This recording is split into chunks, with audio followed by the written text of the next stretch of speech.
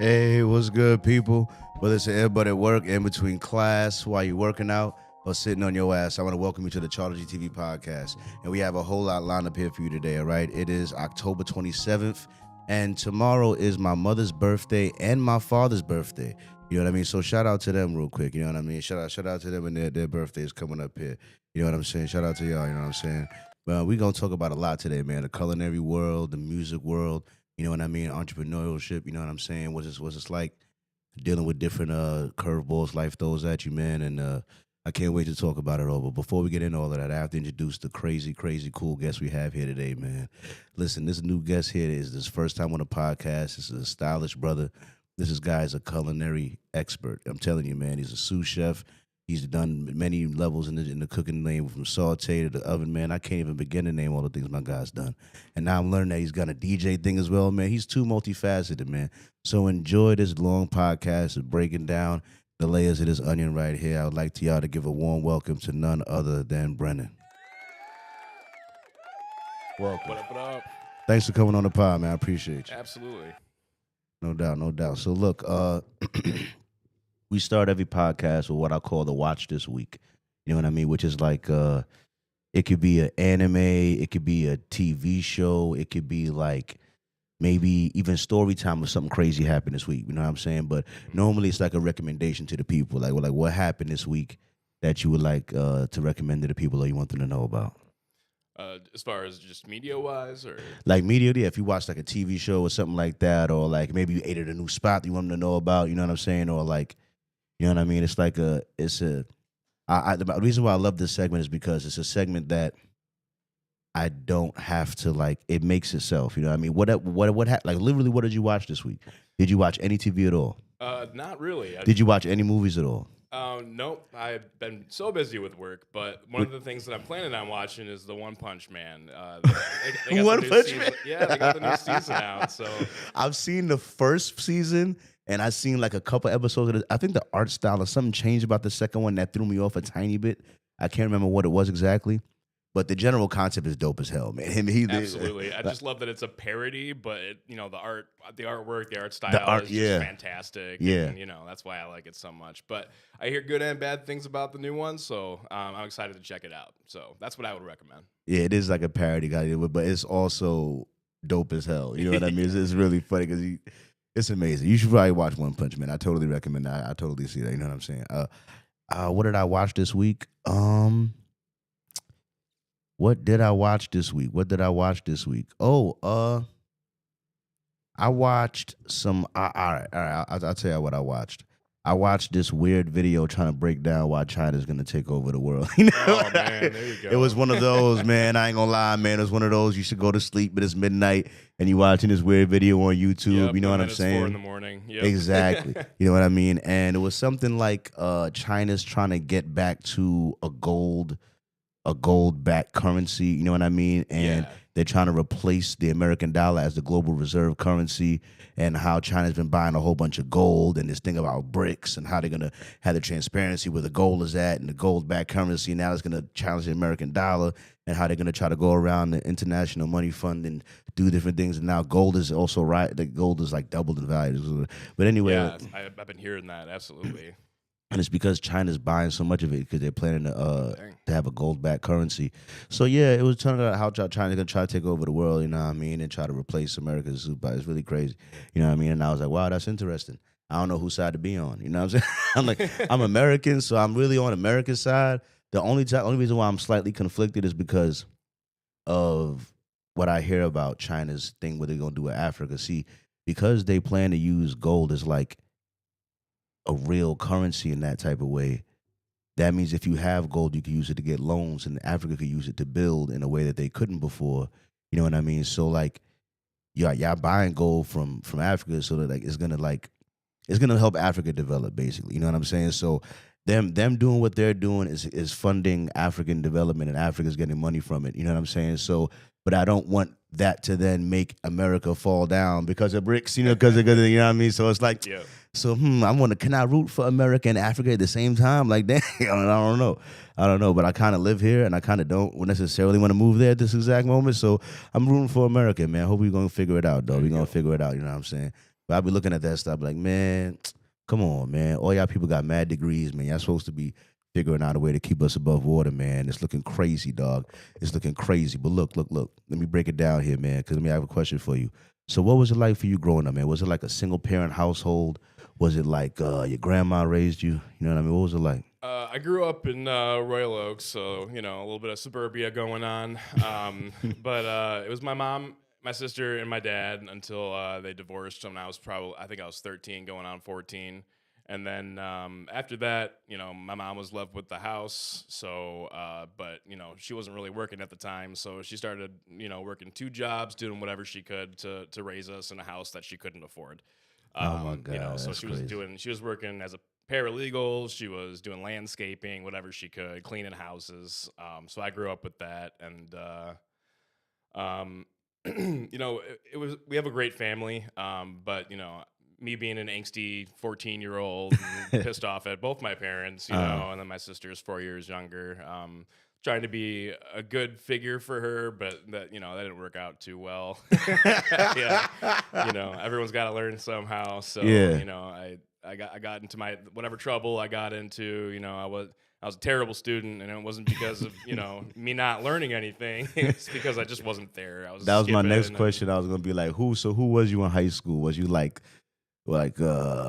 maybe you was doing the sports, maybe in the music team or the band club, you know what I'm saying? Or I was a choir kid, definitely. choir? Yeah. Choir? I was also an anime club. So Wow. That's dope. That was fun. Yeah, I definitely vibed with all the nerds, and you know, I was friends with a lot of people. You know, I was friends with jocks, and you know, but yeah, no, it was just like it was good and bad for me. I feel like that public exposure, whether you know you're getting bullied or you know someone's beating on you or you're making a lot of friends, it's a large dichotomy. But I feel like it's necessary, Yeah. especially you know as a developing brain when you're that old. Absolutely. Like it's a necessary part of like growing up in high school, you know what I'm saying? All of the lumps you take are like necessary. When you look back, you like these things had to happen. You know what I'm saying? Because Yes, I had to be made uncomfortable, or I had to get rejected here, or I had to like, you know, get you know, you got to push your limits. You got to get absolutely. tested. You know what I mean? It makes you who you are. It really does. You know what I mean? Because sometimes you don't know what you're gonna do until you're in that exact position. You know what I 100%. mean? And then you learn a lot about yourself. You know what I mean? So you said you wasn't the best student. No, I mean, and so I don't know. I My whole I family. wasn't either. Like if my graduating average was like 65. We did about the numbers in New York. So 65 Yeah. was passing. 65 was like passing, like which means 64 is failing. Right? My average was like a 67. Well, I graduated with like a 67, 68. sure. You know what I My whole mean? family, all my teachers and stuff, you know, they always told me, Brendan, if you just did your homework, you'd have an A, you know, and also if I came to class, you know, that always helps. Um, so I just really didn't give a shit, and you know, I was angry, I was pissed off at the world, you know, punk rock, but um, uh, so I ended up going to an alternative high school. My mom was, you know, totally stressed out and just losing her shit over trying to get me to graduate, and she couldn't get through to me. So I ended up going to Churchill Community High School. I went over there with a 0.00 GPA, like literally Yeah. nothing, just Yeah. totally failing. And so, you know, the first like 6 months there, I was like, whatever. And then, you know, I was able to make up a bunch of credits. So I was just kind of going through it just to barely get my diploma or maybe a GED. And Yeah. then it was like after my second year there, I took a bunch of mushrooms one night, and I was sitting on my mom's front porch and watching the sun come up, and I just had this like crazy giant epiphany. and something just clicked in my head, and I went to school that next day, and I just gave it all I had, and I ended up graduating a year late, but honor roll, Good. and yeah, I got my actual diploma. See, man, I so. fucking love mushrooms, man. I fucking love nothing rewires the brain and breaks your perspective. What I always tell people is that mushrooms don't help you escape reality. They help you escape your perspective of Absolutely. reality. It's You know what I mean? It's a forced opening of a spiritual door, and it's not to be trifled with. And using it as a tool is highly beneficial. Yeah, it really is, man. I do mushrooms maybe like I say maybe like 3 times a year. You know what I mean? I like doing it at the beginning of the year. You know what I mean? Yeah. To really think I of see that. like, what did I do last year? What did I want to do? Because one of my favorite things that I like about mushrooms is that it gives me a feeling of gratitude. Ultimate gratitude. Because a lot of times I'm too critical of myself, or I'm never Oh, appreciative of whatever level I'm at. You know what I mean? And I'm a grand defender of and that. Yeah. exactly, you know what I mean? And mushrooms just allow me to really truly be like, listen, man, you're just another earthling Yeah, it really breaks down that wall, on man. earth trying to figure it out. It's okay. Right. It's okay. You know what I mean? Like, Yeah. you get to be able to forgive yourself. You know what I mean? Like, listen, That's definitely part of it. you know what I'm saying? It's a lot of because sometimes it's hard to escape your own perspective. Sometimes it's hard to even see where you're at because you're just in it. You know what I mean? That's what I mean. Like, to escape your perspective on things. You know what I mean? To really be like, yo, like, no, being in nature is one of my favorite things to do, because you usually smell just be like, I don't know, you should try it if you I don't know.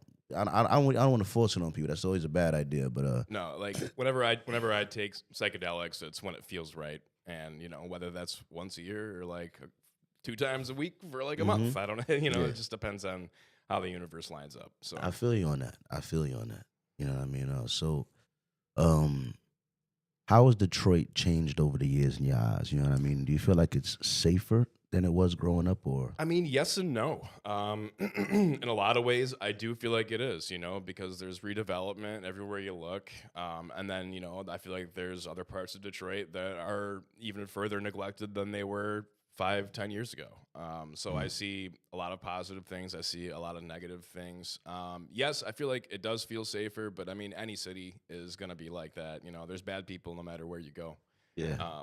That's just a fact. So, but as far as how it's developing, yes, I think it's definitely a lot different and in a good way. So, I know this is gonna be a funny one to ask you, but you might. The answer for me is no. I don't. I'm from New York, and I sit my ass down. But my question for you is, do you know how to hustle? as far as like work ethic, Nah. You ever been to a party and see like when they do the little dance, like oh in the yeah, the thing, I'm not, the thing in I'm not Detroit? much of a dancer. You're not man. much of a dancer, No, nah. everyone's always like, "Come on, Brendan, come dance," and I'm like, I don't, No, I mean like when the spotlight's on me, I hate dancing. You got that's something you got Hit to him with feel the- and like let Yeah. it's got to come out of you right. But when I go downtown for raves or when I'm spinning, for instance, doing my DJ stuff, I'll dance when I'm up there. But it's like, hey, come dance. The answer is no. I'm Yeah. sorry. Right. So let's dive into that, man. When did you first get into music or DJing in that way? I mean, Were you an artist at first? Like you say, you started in the choir. yeah, so I was a choir kid, and I also took music theory in high school, and that's something that I've always had an interest in, especially like real young growing up. Always loved music. We were a musical household. Nobody really played instruments, but it was just a big part of the culture in our family. And then, choir really opened me up. The next year after that, I took theory, and that's when I really started understanding music on a fundamental level.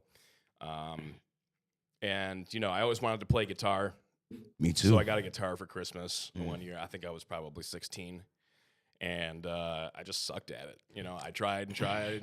Like I could write and read sheet music, but, I just couldn't make my fucking fingers do the thing. Yeah. So, but a lot of my friends could. I'm blessed to be surrounded by a lot of very talented people in my life. And, so I learned a lot from them, whether I was playing the instrument or not. But I started going to music festivals at a very young age. The first, Wheatland is a Wheatland Music Organization and Festival. has been going on for 50 some odd years now. I went there when I was 2 years old for the first time. My mother brought me. So That's in Michigan? yes, it's in Arenas, Michigan. It's a bluegrass and folk festival. So growing up there, I also played a lot of hand drums and percussion, stuff like that. Okay. But then after that, I started going to raves when I was about 16, 17, so probably right after I got that guitar and, sneaking out of the house, checking that shit out, I was 6'4" when I was 17, so, people didn't question me too much. But then, I would see these DJs up there spinning crazy jungle, like, pulling out wax from the early 90s and just throwing down real hard up on the decks. And, watching those guys do it, I just thought to myself, I'm going to do that one day. And I didn't know how I was going to get there, how I was going to learn, It kind of felt a little bit guarded when I was that young because, you go ask a couple questions, to the DJ afterwards, and he doesn't want to talk to you. You know? Like, no. he doesn't want to talk to some scrawny, tall 17-year-old kid who's just, super excited about it. So I ended up finding a couple friends who had some techniques, however you want to pronounce that. But yeah, some really nice turntables, and I started learning on wax, and then I had an opportunity to check out some digital decks, and that was more accessible for me because I could just throw all my tracks on a USB, and then just go from there. It was way easier. So I started practicing on some digital CDJs. Probably for like the first 3 years, and then eventually, finally, I saved up enough money to get my own hand-me-down CDJ 1000 Mark IIIs. So. CDJ 1000 Mark IIIs, and I started putting CDs in, man. CDs? Yeah, I was spinning on CDs. And spinning on CDs. That was probably 6-7 years ago now. Less than a decade, but around then. And then, yeah, man, I love it. I spin drum and bass. So anything under that genre, like UK stuff, old school jungle, jump up, anything under that flag. But I like my stuff dirty, low down, and nasty. So now I'm a bass head. So no doubt. So you be killing it with the So what would you say really gets like the party? Like, I don't know, like. Growing up, I used to love the reggae because I'm Jamaican, so I used to love the reggae parties. You know what I'm saying? Reggae had but then I was with the reggae. There was a time, man. Like y'all young kids today, y'all don't know what whining is. Y'all ain't never had a girl whine on you. The girls today don't whine no more. Whining is gone. You know what I mean? Now, you never had a good whine. You don't know what that is, man. Y'all don't even know. But now reggae used to get it popping. Let me think. I tried to cover the Movement Festival, but I didn't get in there because I didn't want to pay $150. There was it's insane. There was taxing for that Movement Festival, though. But I was in the Africa World Festival for like $15. I was in the Pride joint for like $10.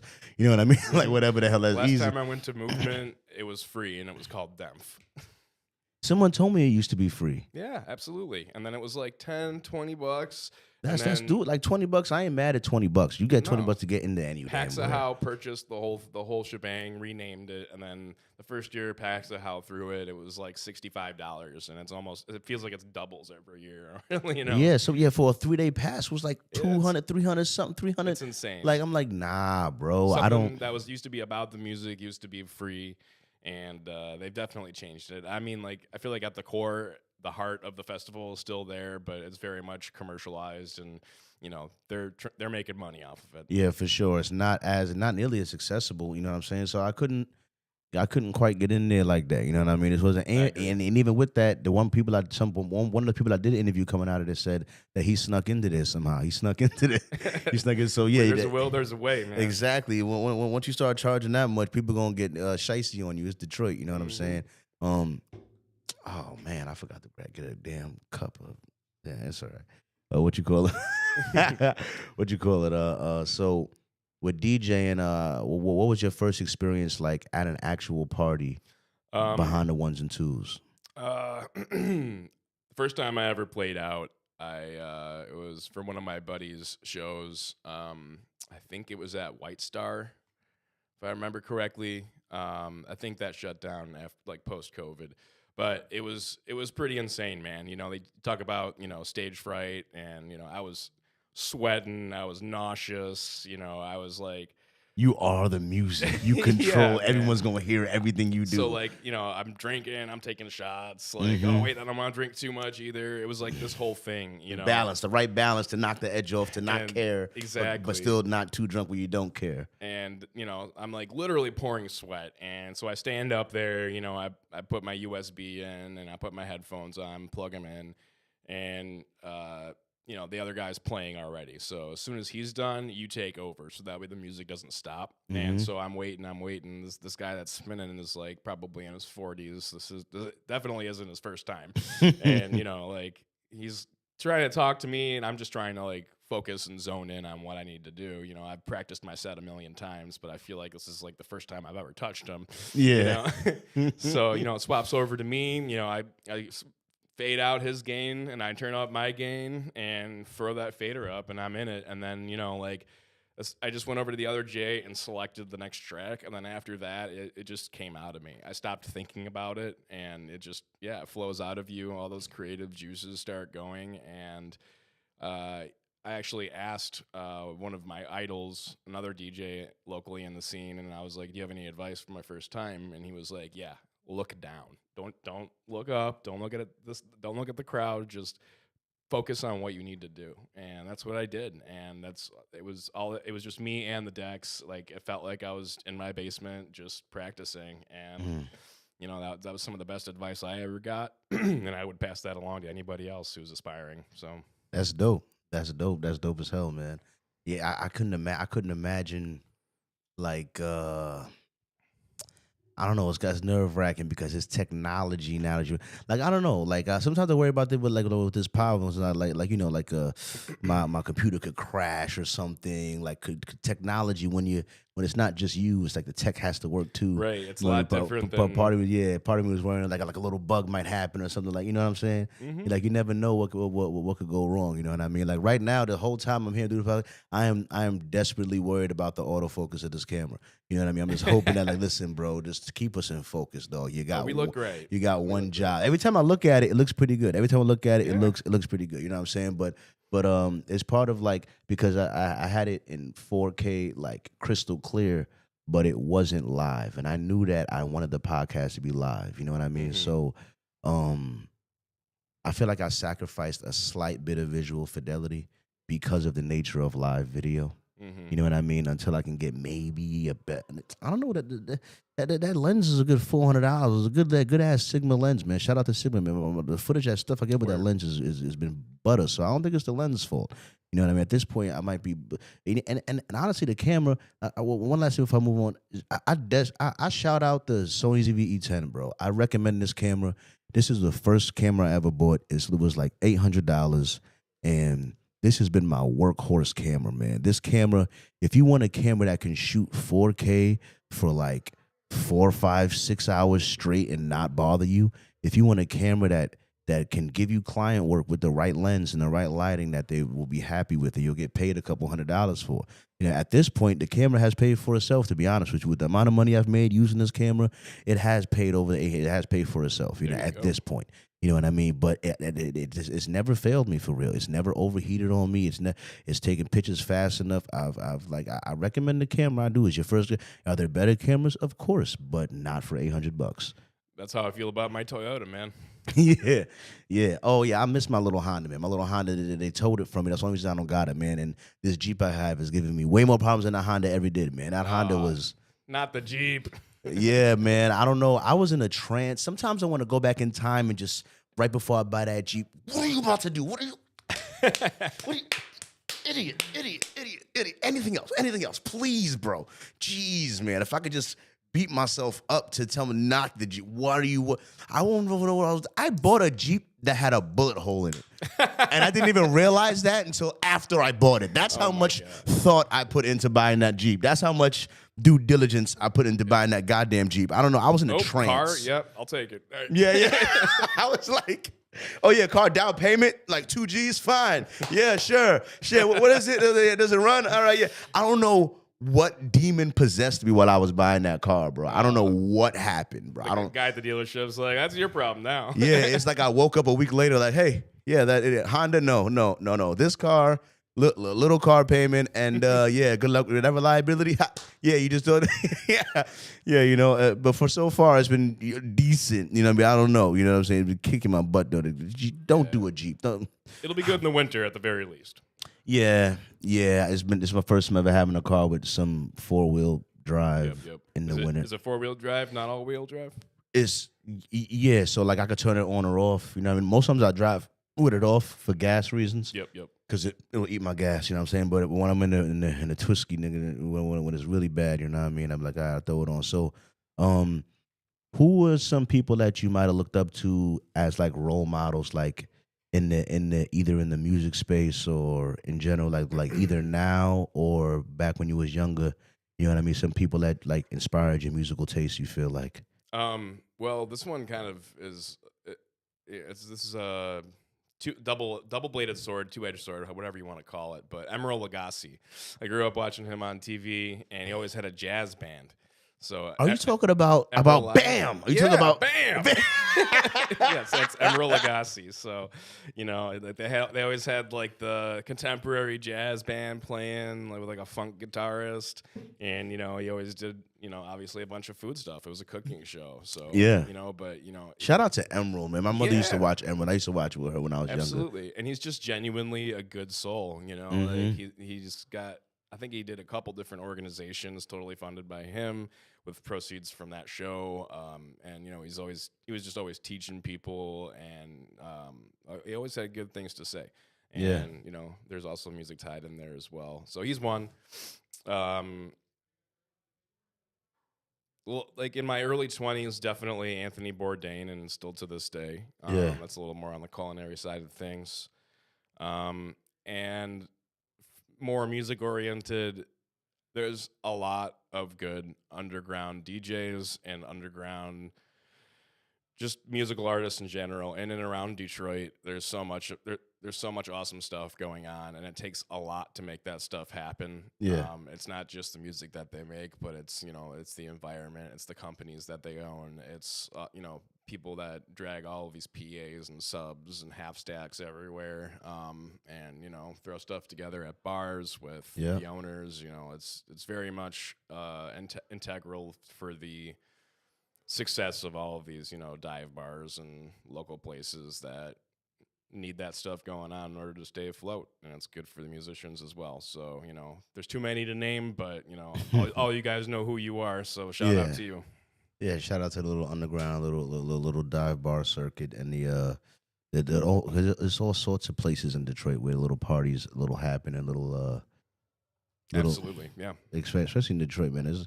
I've seen some places with some rules, and I'm like, is this legal? This is this is on the boulevard. Probably not. But is it, what's allowed? Yeah, they let you do. Yeah, you can just go ahead and do it. And I'm like, yeah, but is that all right? Or like, don't worry about it. I didn't hear that news heading with first weed lounge in Detroit.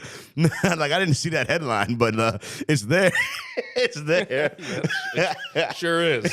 I'm just saying. The Russell is definitely a prime example of that. Don't go in this room. There's no floor.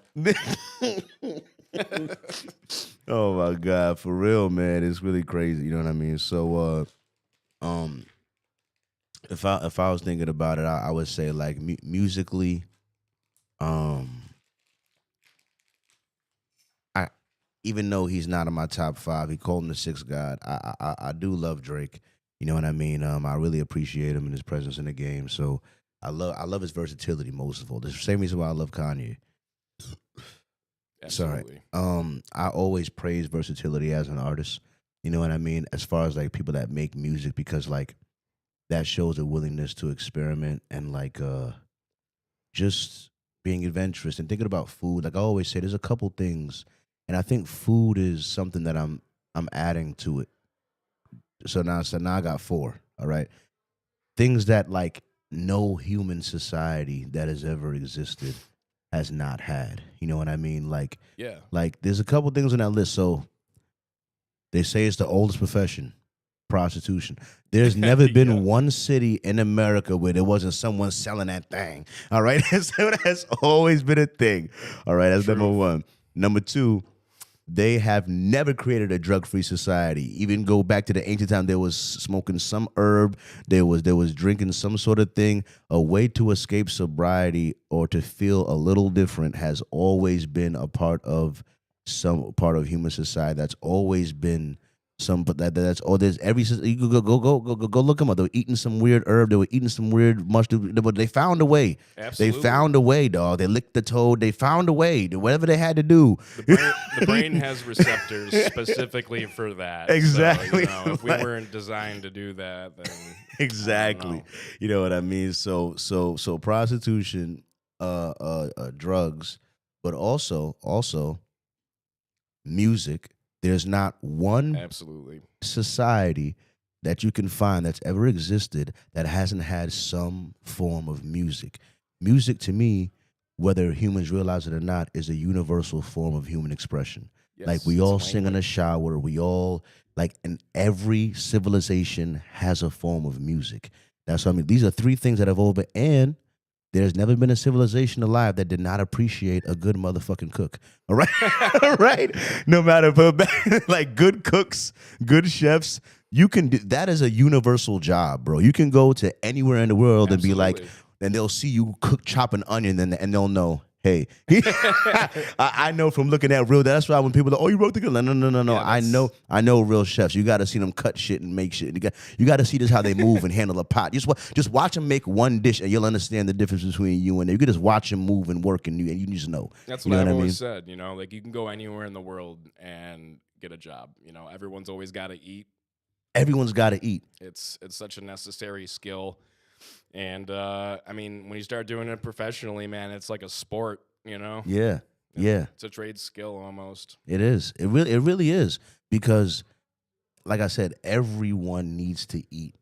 And even if you never do it as a job, you being a good cook for yourself and your family is still appreciated. Everyone talks Oh, yeah, about that's grandma's huge, man. great recipe. That's what I mean. Like, it's something that's always been done and always been appreciated. You know what I mean? So, and food is something like special. You know what I'm saying? Like, I always loved, the homie you mentioned with Bourdain's philosophies on food when he would talk about, because it is an amazing way to learn a culture. Because so much when you learn about other cultures, culinary choices, like what makes this region choose this dish, it be linked back to some world war, or linked back to some famine, or linked back to something. Well, this happened, and then we were forced to eat this for a while, so then we made the best out of it. You know what I mean? And then even though we got other stuff, this reminds us of this, and it always be some like some and like as my homie said, struggle is the best spice. Yeah. You know what I mean? Cooking is all encompassing, man. Like you said, it's it's just culture, like right up front, but there's history, like why do they do this? Where did that come from? There's science, there's art, there's everything. All of that's tied into it. And, like some people know that, some people appreciate that, some people are willing to learn about it. But there's some people out there that just really don't care whether they appreciate it or not, but they know it's there.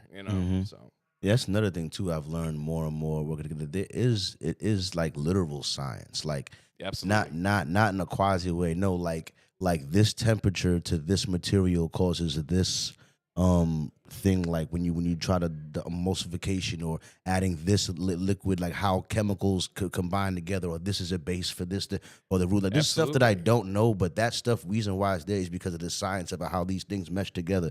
It's like trying to make compounds out of chemicals that aren't real compounds. You're gonna make some bullshit in the lab.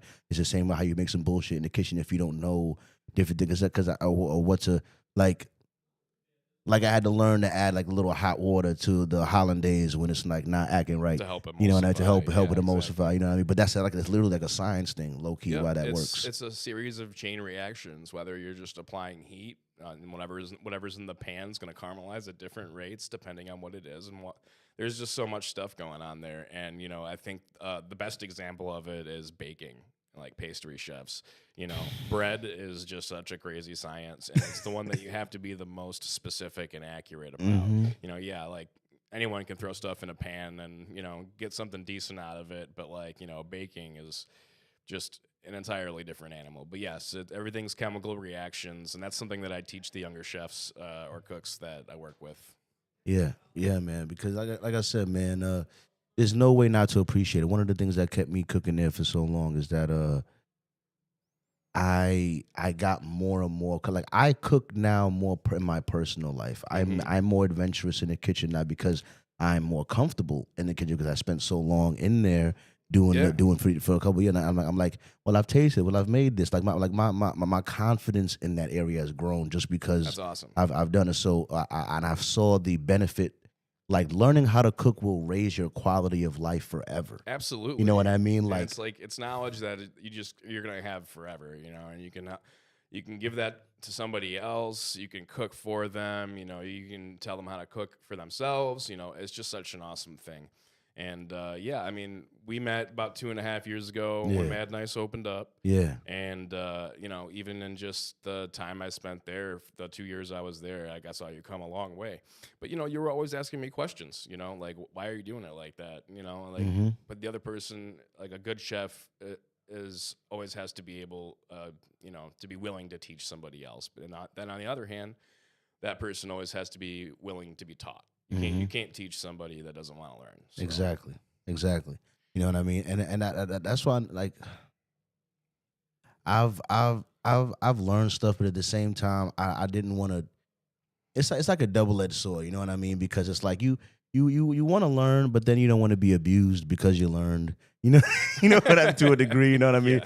So there be stuff like I learned how to make one or two of those pastas for real, but I don't really make them that often. You know what I mean? Yeah, I don't want. I try not to make them that often because I don't want you thinking I get too comfortable over there. Make you feel like Yeah, yeah, don't show your skill, man. You'll be stuck over there. Yeah. God forbid. I don't want to because I did it's my time so on stressful. saute. I'm over it. It's so stressful over there. I see It like can be, the man, the yeah. pans. I get in the fire. But like, I give it to y'all, dog. I give it to you. Them and to me the grill.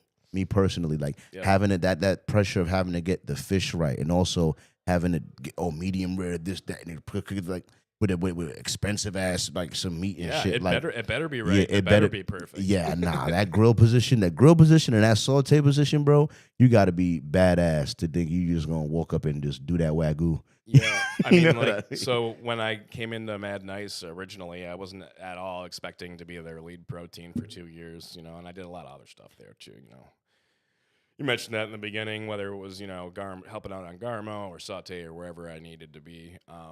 But yeah, I mean, like he saw me cook a steak and was like, "You're my guy. I know what you're doing now." And I'm like, Yeah. "Okay," So, but yeah, man, I learned a lot at Mad Nice.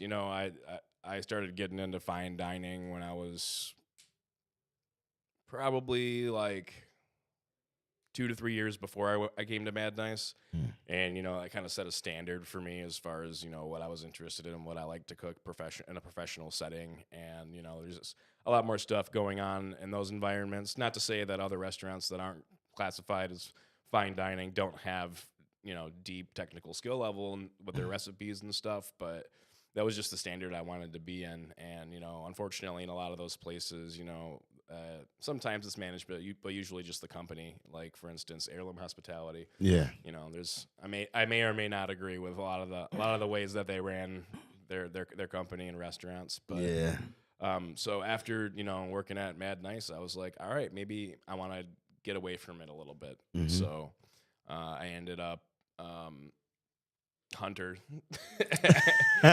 actually gave me a call at 2 a.m. one night, and I was like, "Okay, what do you want, Hunter?" So I answered, and he said that he might have an opportunity for me. So I humored him. I heard him out.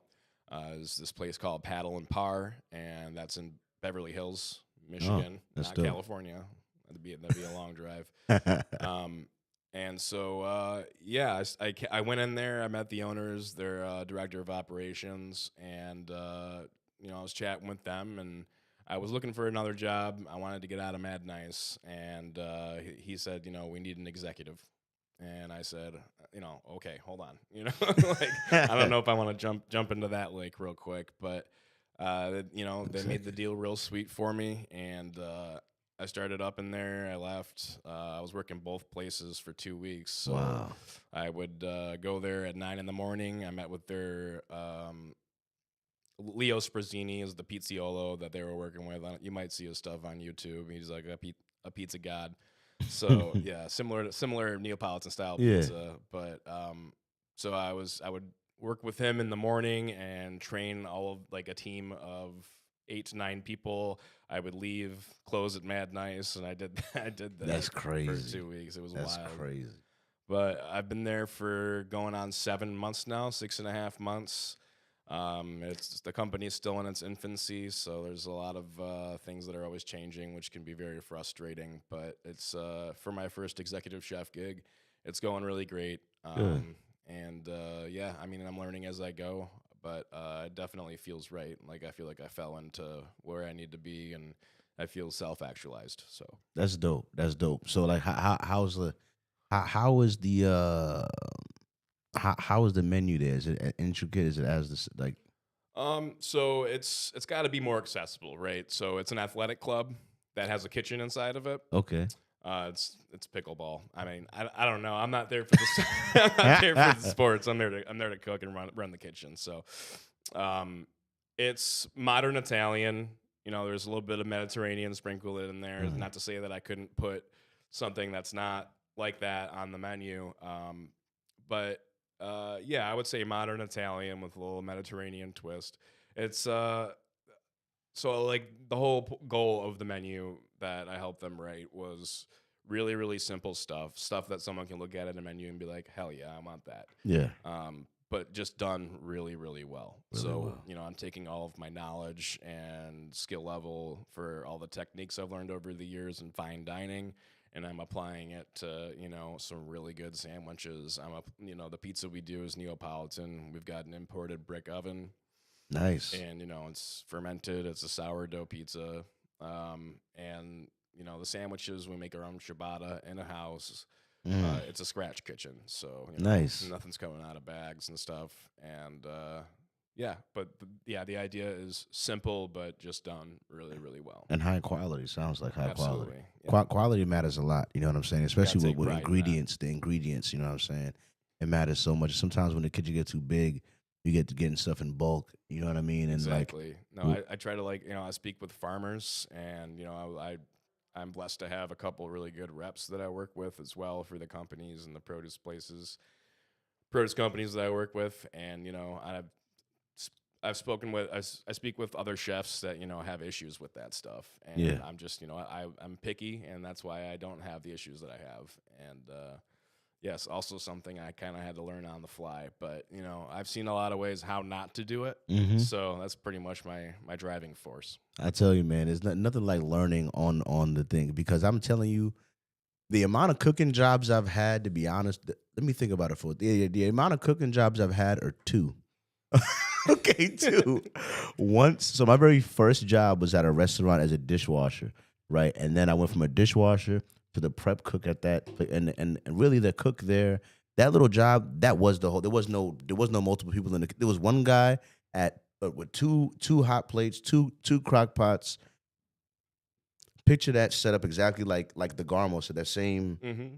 cutting board, that same thing, and I had to make like, I don't know. We had like I remember there was that was the first thing I ever made from a recipe was pesto. You know, I had to make the pesto. We had a balsamic mushroom open faced sandwich with goat cheese and arugula That sounds great. on sourdough bread. You know what I mean? And we had a quinoa salad.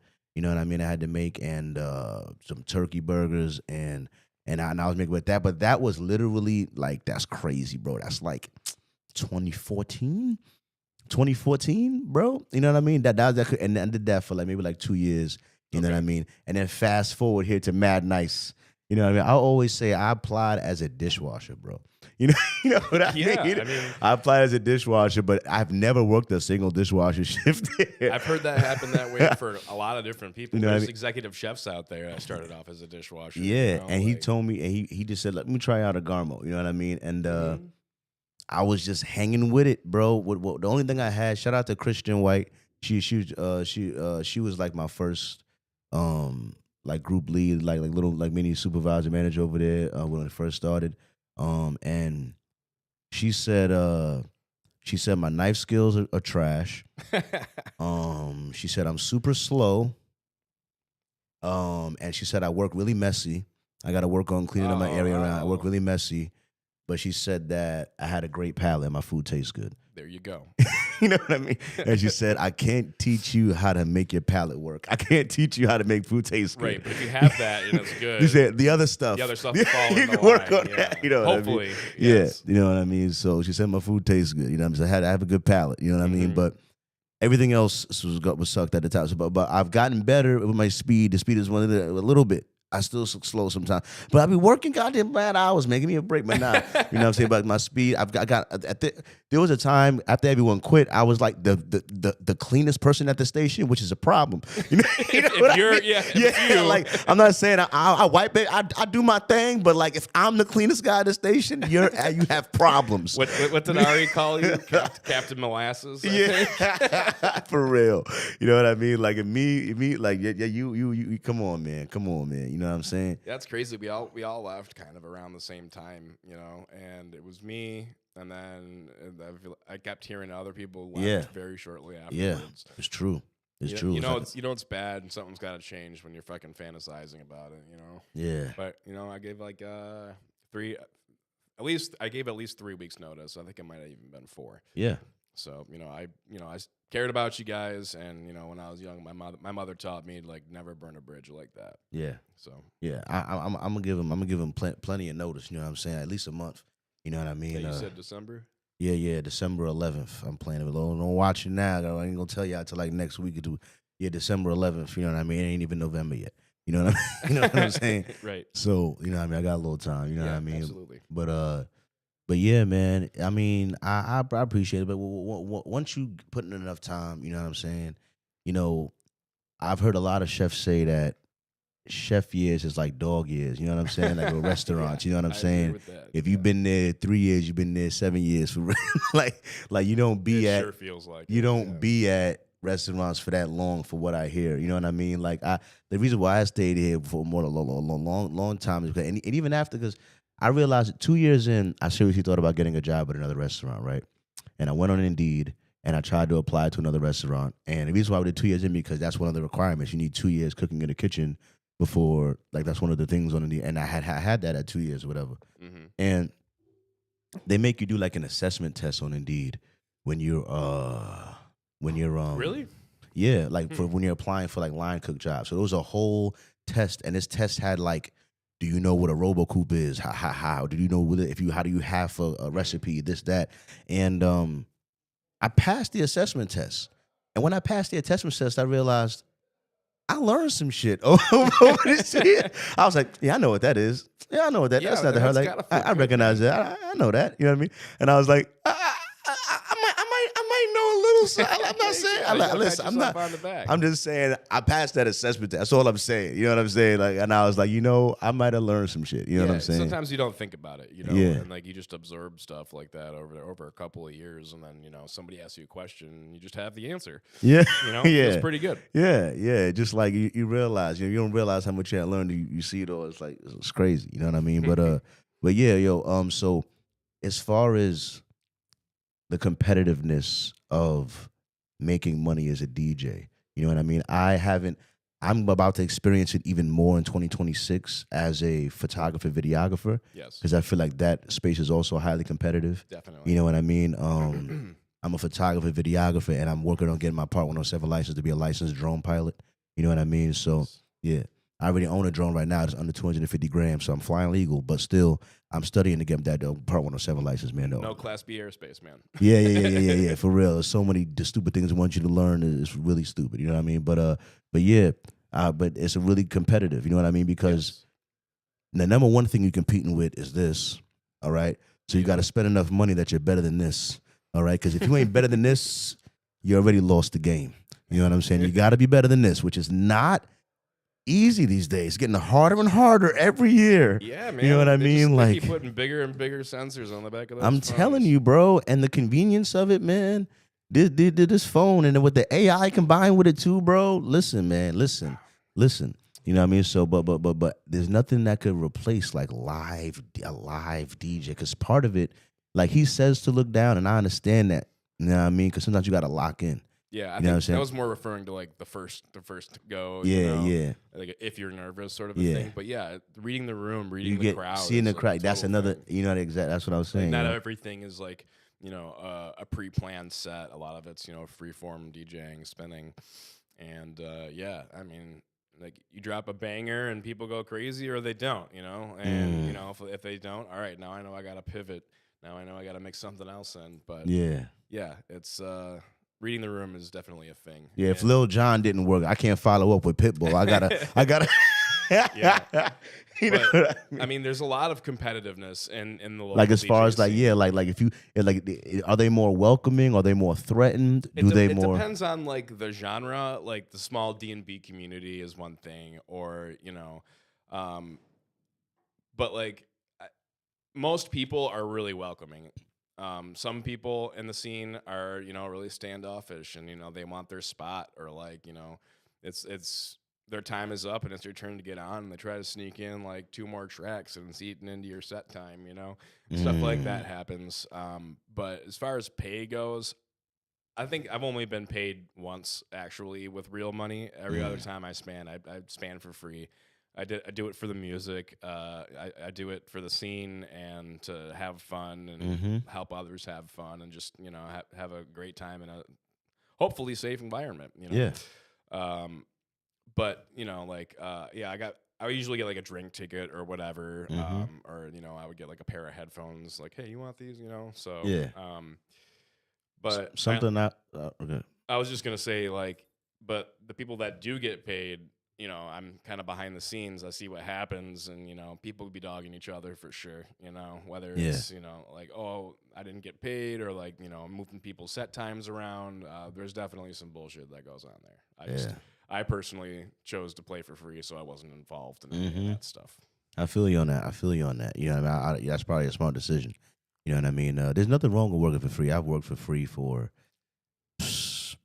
almost a year for this homie one time. Yeah. I showed it to him because as much as I was working for free, it was also giving me a chance to practice with the camera. It was also giving me a chance to get used to capturing the subject. I was getting better at my craft because I got to show up to a shoot every week and capture this workshop, capture this thing, get better at capturing, learning what made him. He didn't like this in this photo. He didn't like this in this video. He didn't like this. So I'm like, all right, I learned what a client might look at. What is a client?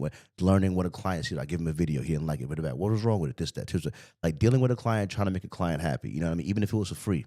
You know what I mean? Yeah, Still. that's a lot of like hands-on experience and information that you learned, and knowledge is valuable. Yeah. Some people value it more than a lot of other things out there, and that's kind of how I saw it too. Like every time I got to play on some decks, like it might be a different model of CDJ, or a different mixer that I wouldn't have been able to practice on if I wasn't up there playing for free. They wouldn't have booked me, because if they had to pay me, they would have went with somebody else, instead of trying their luck on somebody new. Exactly.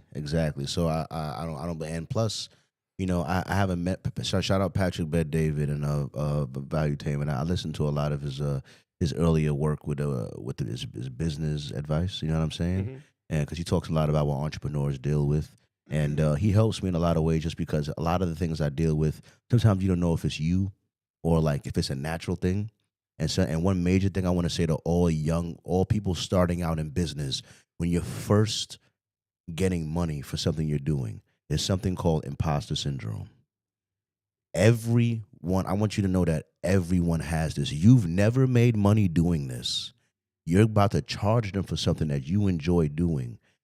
Other people charge them for it, but you might still feel like, I don't know if I'm gonna give you what they might get. Like it's like they're professional. I might have the same setup, but they're like, I don't know. Like you might even if you feel like you could give them damn near the same quality, so you've never charged them. Like I remember the first time I charged someone $300 for a job. I was like, part of me, I'm shaking in my skin. Does he think it's worth it? I don't know. Is it worth it? I don't know. Knowing that someone else would charge $1,000 for the same job easily. Right. You know what I mean? But you don't feel right doing that. Yeah. I'm the same way in a couple of different ways. But yeah, it's if you don't feel like your skill level is up to par with what it needs to be, you're not going to feel right charging somebody, what others like what that going rate is. Even sometimes, like I have a job that I just did that I was grateful to do. I just got paid for, but it was $50. That job took me probably, if you counted a stopwatch for how long I spent on that 2-minute video, because I made it twice. I made it one time and he didn't like 60-70% of it, and I had to redo 60-70% of that video, and I had to add things on. So really low key, probably like 10 to 15 hours on that video. And not even exact. It took like my whole Sunday. Sure, I spent some on my phone, but it's just because it was so much to pull that video together for it. It just took mad. It's so many out for $50. You know what I mean? So he's like, yo, man, I need a 2-minute video. Here's 200 pieces of photos and videos that I took over the last year and a half. Oh, man. Do me a favor and put that in a 2-minute video. And here's $50. All right. All right, let's watch all this footage and figure out how to put it all together, tell the story. And then I said, hey, can you give me a narration? I give him a script for a narrator, and he sends me back the voiceover. So now I have a script that I gave him that he wrote. The narrator got a narrator for 2 minutes. Here's a bunch of footage and photos. Make the magic. You know what I'm saying? Yeah, that's complicated work for sure. Yeah, so it's like it's a lot of creative work because I had to pick the right song. I had to get the editing to the song. It's just a lot of work. And people that don't do it, they just think, you video edited. It's quick. You just throw it together. Sometimes you can, you know what I mean? But when it's a busy project like that or something like that, you can't. And at the same time, it's like you can't charge them what it will really be worth because this is your first time doing something like this. Yeah. You know what I mean? I do. Right in the beginning, you mentioned something about, being self-critical, and, I'm my own worst enemy when it comes to that, and sometimes it's disadvantageous to me when I, stand in my own way like that, or like, this isn't good enough. But I think because of that, the positive side is, I have a standard, and if things aren't up to my standard, the things that I'm doing, I don't think that it's going to be worth it to charge money for it. Even if, I worked for free or I'm at a loss, there's still value in experience now. There's value in experience. I did an 8 for a company that's a bigger company that I later did charge that $300 for. Mm-hmm. But before I made $300 for that job, I worked 8 hours of filming an event for them for free. Damn. I showed up. It was started at 8 or 9 a.m. and it went all the way to like 5 p.m. And I'm filming in different rooms. Oh, go to this room and this room. Film this, and I'm filming, taking pictures. Go to up. Like 8 hours of work. I had different cameras. I had different batteries charging while this one's going up and down. When I'm running, I had one on a tripod. I was using all my cameras. I got like 3 cameras, but I was using everything I had to put in for free for 8 hours. Damn. To give them photos, they posted the photos, but to give them a video, they didn't even post the goddamn video. They didn't even post my goddamn video. That's terrible. You know what I mean? But yeah, I mean, but you did that for free, and now they know that. But that I will work. They know that I will. That how the quality is. And now when I charge them 6 months later, $300 for another project, they're like, well, we know what we're gonna get. It's worth it. And if you go to somebody else, I'd be like, listen, I don't know why photographers. I mean, I know why, because the camera equipment is really expensive. I get it. You know what I mean? But at the same time, they are taxing the hell out of y'all, man. I'm like, who's paying these prices, bro? $100 for 30-minute photo shoot for 30, and it's even saying for unedited photos. They're gonna give you unedited. That means they're not messing with the light in the photos. They're not adjusting They're just giving you raw photos for $100. Are you kidding me, bro? That's crazy. Like these guys are like, this can't be true, man. I could never send someone raw photos. I could never do that. Right. I could never just send you you just taking the photo and just sending it to them. But that speaks to your ethic, though, and not everyone's built like that. Not everyone has ethic. I mean, it doesn't matter what profession you work in. There's people like that within your profession, and like the people that do have ethic all look at each other and they look at that person and they're like, how do you even like? That's just a different animal, something that I could never do or ever be okay with if that's how I treated, anything that I did, whether it was creative or professional or what, Absolutely. That work that shows the. But so you say you started DJing 7 8 years ago. Did you? Because one of the reasons why I do my content or why I post my thing is because I started this, as I say, July 16th, 2021. Mm-hmm. That was my first Freestyle Friday, and then a week or two after that, that was my first podcast. Oh, okay. You know what I mean? And I ain't gonna lie, this month I did have my first hiatus. I went like maybe 5 months without doing a podcast. You know what I mean? But I brought it back. You know what I'm saying? And before the end, that I upgraded a little bit with the set. All of this wasn't here before. I only had one light before. This laptop wasn't here before. So I did a couple upgrades to try to make up for like why I was going for 6 months. You know what I'm saying? But to be honest, a client work started to stress me out. I had no time because the thing is, once I already work a full job and the second job, client, I just had no time. It was stressing me out, and I literally couldn't have time to do the podcast or the clips for it. So it was just I was giving the podcast like not my full effort. You know what I mean? And it's not what I wanted to put out. I'm like, if I'm not gonna be able to give it my full effort, then I just shouldn't. I shouldn't do it for real. You know what I'm saying? That's how I felt about it. Yeah. So, did you ever make music as a singer? I know you said you started in a choir. I know you did DJing, but did you ever? I never made music like using my voice per se. I did sit in on a couple of recorded tracks as a metal vocalist, so I'm screaming. But I did some clean vocals that I've recorded just for myself to mess around with on some production software like FL Studios. But that was mainly for fun. I've never released anything. And I do a lot of singing in the shower and in the car. Yeah. But I really enjoy singing and using your voice as an instrument because it is. Yeah. Your vocal cords are an incredible thing. They are. And I want to say something about singing. I've always been jealous of people that had grew up in a choir and stuff like that because low-key the singing techniques they give you and the confidence give you to be able to use your voice. Oh, yeah. Like, there's a talent gap that even if you didn't, I know people that don't care about singing, but they were in a choir and they can low-key project and sing a little bit better than me for real. Yeah, and they don't even is like that projection that because that's something that you just that confidence is hard to. Sometimes I still struggle to sing loud to freaking to let it out. You know what I mean? To really belt it out. So whether it's because of the environment or I don't want to disturb people or whether it's the shape of your the mouth, nerviness. it's how you're breathing, it's your diaphragm. Yeah, it's your stance. Yeah, and you learn a lot of that. You get a lot of that out in those early years with that choir. And I don't have that. But I know for a fact, listen back, I'm better singing now than I was when I first was doing in 2021 for sure. You know what I mean? And that's one of my favorite Drake stories. You know what I'm saying? Because Drake, like 3 years, 4 years after he's already Drake, like he already released his couple albums, whatever. He already sold millions. He's already Drake. He said in an interview, yeah, I liked singing and I low key sucked at it a little bit.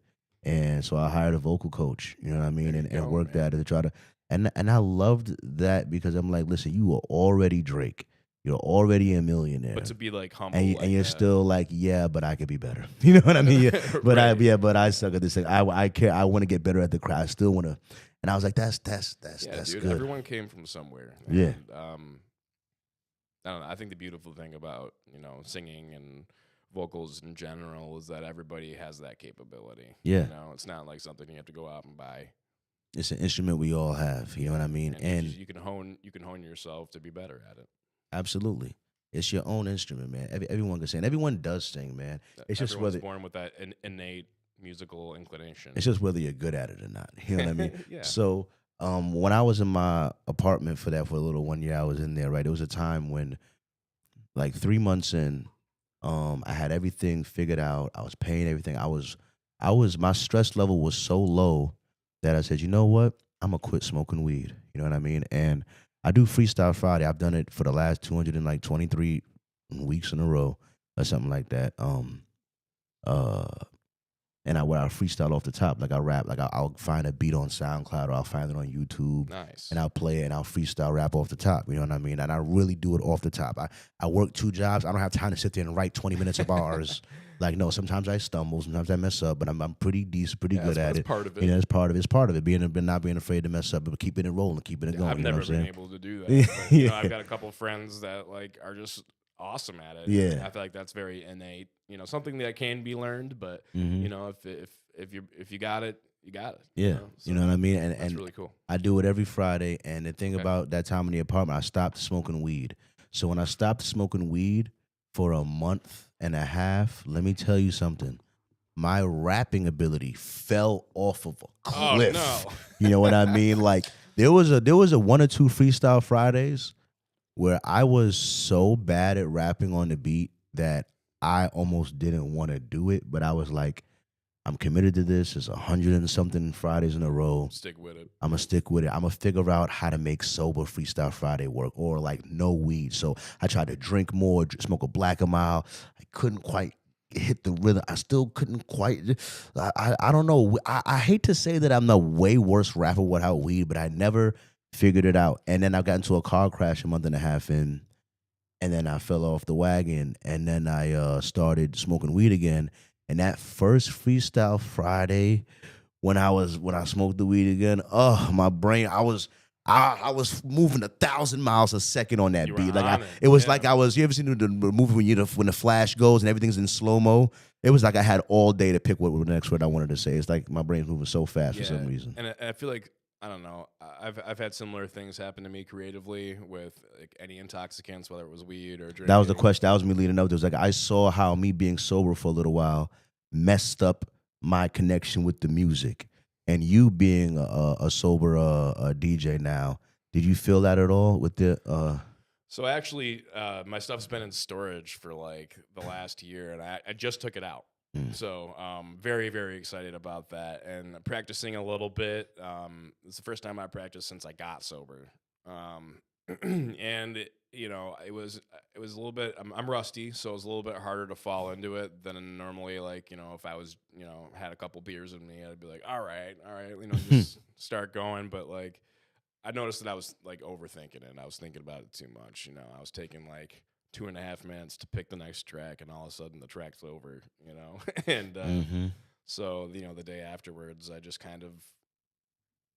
I stopped trying to focus on what I was doing and just like I was saying before, let it come out of me. And it took me a second to grasp that, but I think that there is something to be said about intoxicants and their connection with your creative flow and stuff like that. There's a reason why all the greatest musicians, all right, you could say what you want about them, but they were probably not sober. You know what I mean? I mean, 90 plus 90+%. 100%. And come on. I mean, yeah. So there's something. There's no way that they're not. Come on, whether it's weed or this or that. We got those receptors in our brain, man.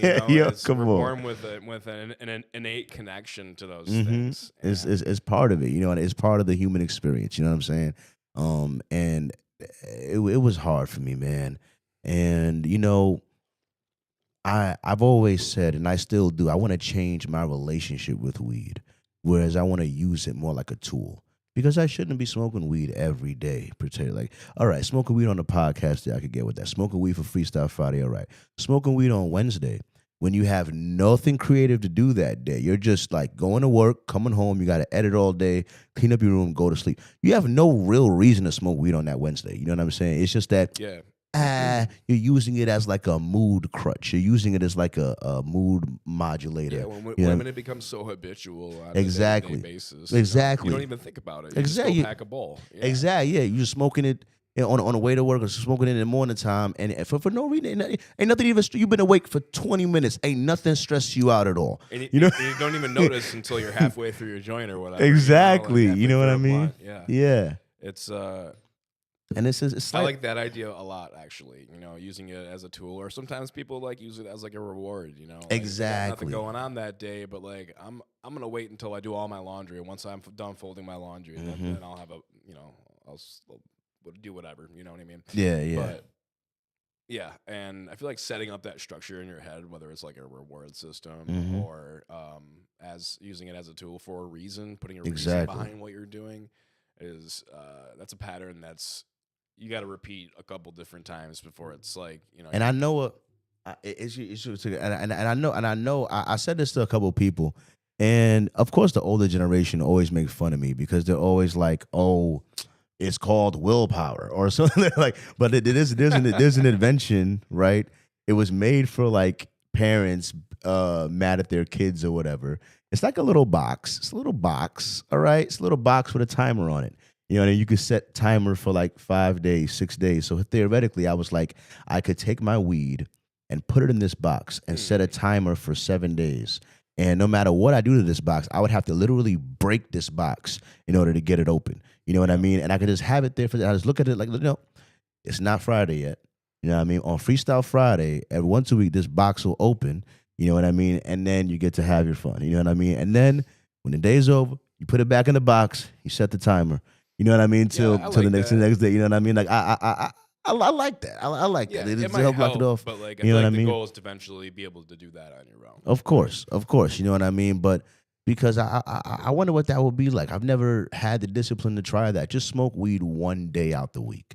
Right. Just one day out the week. Smoke weed one day out the week. I've never been able to pull that off. It's like I'm either smoking weed every day or I'm not smoking weed. I've On stopped. or off. Yeah, I've stopped smoking weed twice now. So, but still, it's either I'm smoking weed every day or I'm not smoking weed. You know what I'm saying? It's Yeah. never been that amount of control, like just one day out the week. Like I got that with liquor. I'm pretty good with liquor. You know what I mean? I drink liquor like one day out the week, maybe two. Like I still want to get a drink. I do kind of want to get a drink. I'm not gonna lie. But with me one day out the week, I might drink that. I don't drink every day. I don't For drink. me, it was the opposite. Like I had difficulty controlling myself with alcohol, but I was really good at smoking weed or being selective when I was smoking weed. Like, oh, I gotta go to work in an hour. I'm not gonna smoke. You know, or like, um, yeah. And getting sober is something I wanted to do for a long time. And honestly, man, it was a lot easier than I thought it would be. And I don't know if it was that was just circumstantial, or I just happened to be in the middle of a giant catalyst that changed my life. Mm-hmm. I'm not sure what it is, but yeah. And like I've heard a couple different things about that. Some people say like, yeah, it's easier than you think it is, or it was the most difficult thing they've ever had to do. So I think everyone's different in that regard. I feel like it matters a lot how much it was tied to your social circle. Absolutely, that's a huge part of it. You know what I mean? Because I was drinking socially, but like I would. It's not like it was like I would go out like once or twice a week, and to be social and get out of the house. It was like going to the bar every single day after work and closing down the bar. So I don't know. My best friend, whose name is also Brennan, he always says it's not a party if it happens every day. So that's true. That's a good point. He said it's not a party for that. That's pretty good. That's pretty good. I agree with that. You know what I mean? Yeah. But exact. So yeah, like having that amount of, and something. Speaking on that word, I always say this, but like, I feel like school and a lot of places just failed me in this way because like one thing I will learn, and I want to stress into that, like I learned that I didn't learn this till like maybe dead ass like 3 years ago, bro. I'm like 31. You know what I mean? Like I went mad year, like maybe 2 years. The key to success in life in so many areas, the key to success in life in so many areas is discipline. Just that one word. You want to be financially secure? Be disciplined in your spending. You want your relationship to last? Be disciplined with how you treat your partner. You want to not be fat like me? Be disciplined with how you eat. You know what I'm saying? Yeah, like absolutely. like you want to get muscle? Be disciplined with your workout. Like you want your car not to break down all the time? Be disciplined with your maintenance. Getting it checked out before the hand. With discipline with your pre discipline in so many ways is the key to success, but they don't really teach you that. You know what I mean? They don't really like one of the many point that out on purpose. You know what I'm saying? Yeah. Like discipline, like your ability to control you. You know what I mean? And do what you're supposed to do. Like it's a weird thing. It's like, but it's up to you to say. They really don't point it out like that though. No, they really no. don't. That's why it's you versus you. Discipline is huge, and then the other half of that is diligence to keep up with what you're doing. Yeah. To continue to do it the same way every single time, to be consistent with it. Discipline is not easy at all. Um, Absolutely not. I wish there. I then thought about it, and I was like, I wish there was a way to train discipline, like how you could do push-ups or something like that. You know what I mean? And here's the only way I know of so far to train discipline that I've discovered. All right, not discovered, but just I've discovered for me. They've been discovered it. You know what I mean? But Hmm. one thing I have is there's a reason why almost every religion has some form of fasting. You know Yeah, what I that's mean? that's true. Because hunger is a crazy desire that every human experiences. Yeah, it's a need, It's a but need. And to fight hunger is if you can tell if you could want need to eat, if you could tell yourself no to eating, then you can tell yourself no to a lot of things. absolutely. You know what I mean? Yeah, So I think that it's a good point. fasting and learning to tell yourself, like feeling that hunger, feeling your body go, we're dying, and going, nah, you're gonna be all right. We gonna hold it down anyway. We gonna because the spirit runs this, not what the body wants.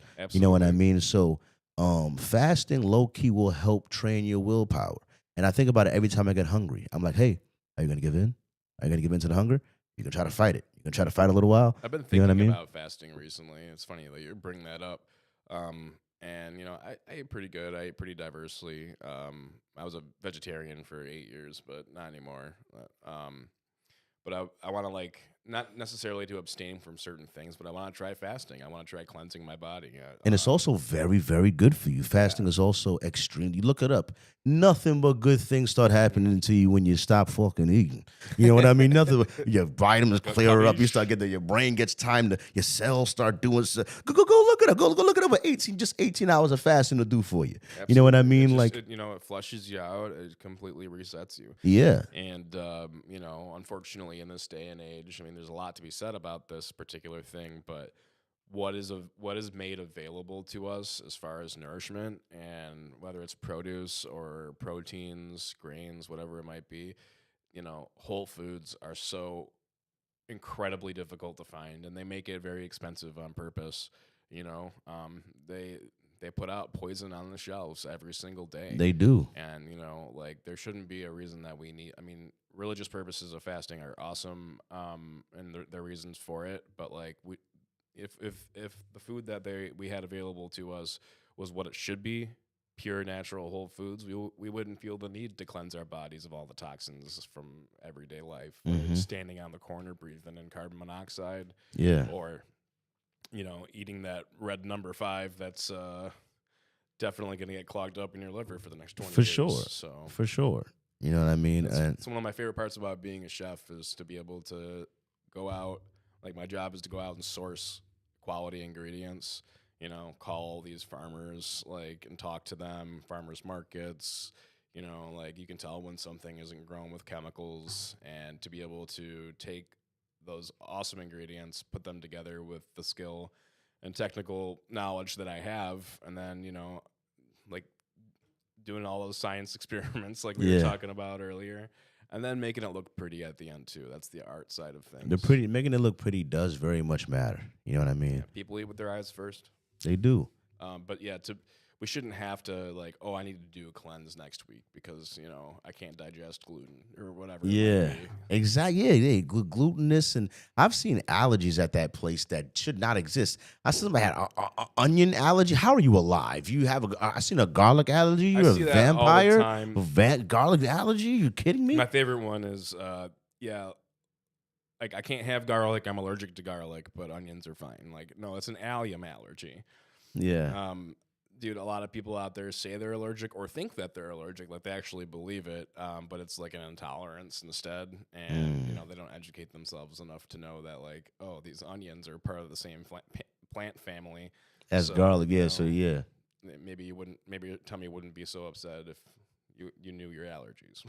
that's But interesting. That's interesting. Yeah, probably go see an allergist that I have yeah, never gone to see. gluten's a weird one, man, because I've worked with, and I know, like, straight up celiacs that, like, I made their food every day for years at the In Season Cafe, where I learned most of what I know. Yeah. And his name was Bo, and I had to sterilize everything, wipe stuff down, and make sure he was good to go. Otherwise, he'd be in an ambulance. Wow. And then you got people like that are like, I can't have gluten, and then you have other people that are like, I have a gluten allergy, and then but they're in an open air kitchen, and most of what they eat every day is cross contaminated. Like a lot of doctors don't really help you out with that either. Nutritionists, not all of them they're like chiropractors. Like Yeah, is that a thing? I went to a chiropractor one time. I got to tell you, was not impressed. no, Not impressed. Did not go back. I wanted to go back, but not really. a good chiropractor you should only be seeing a handful of times a year.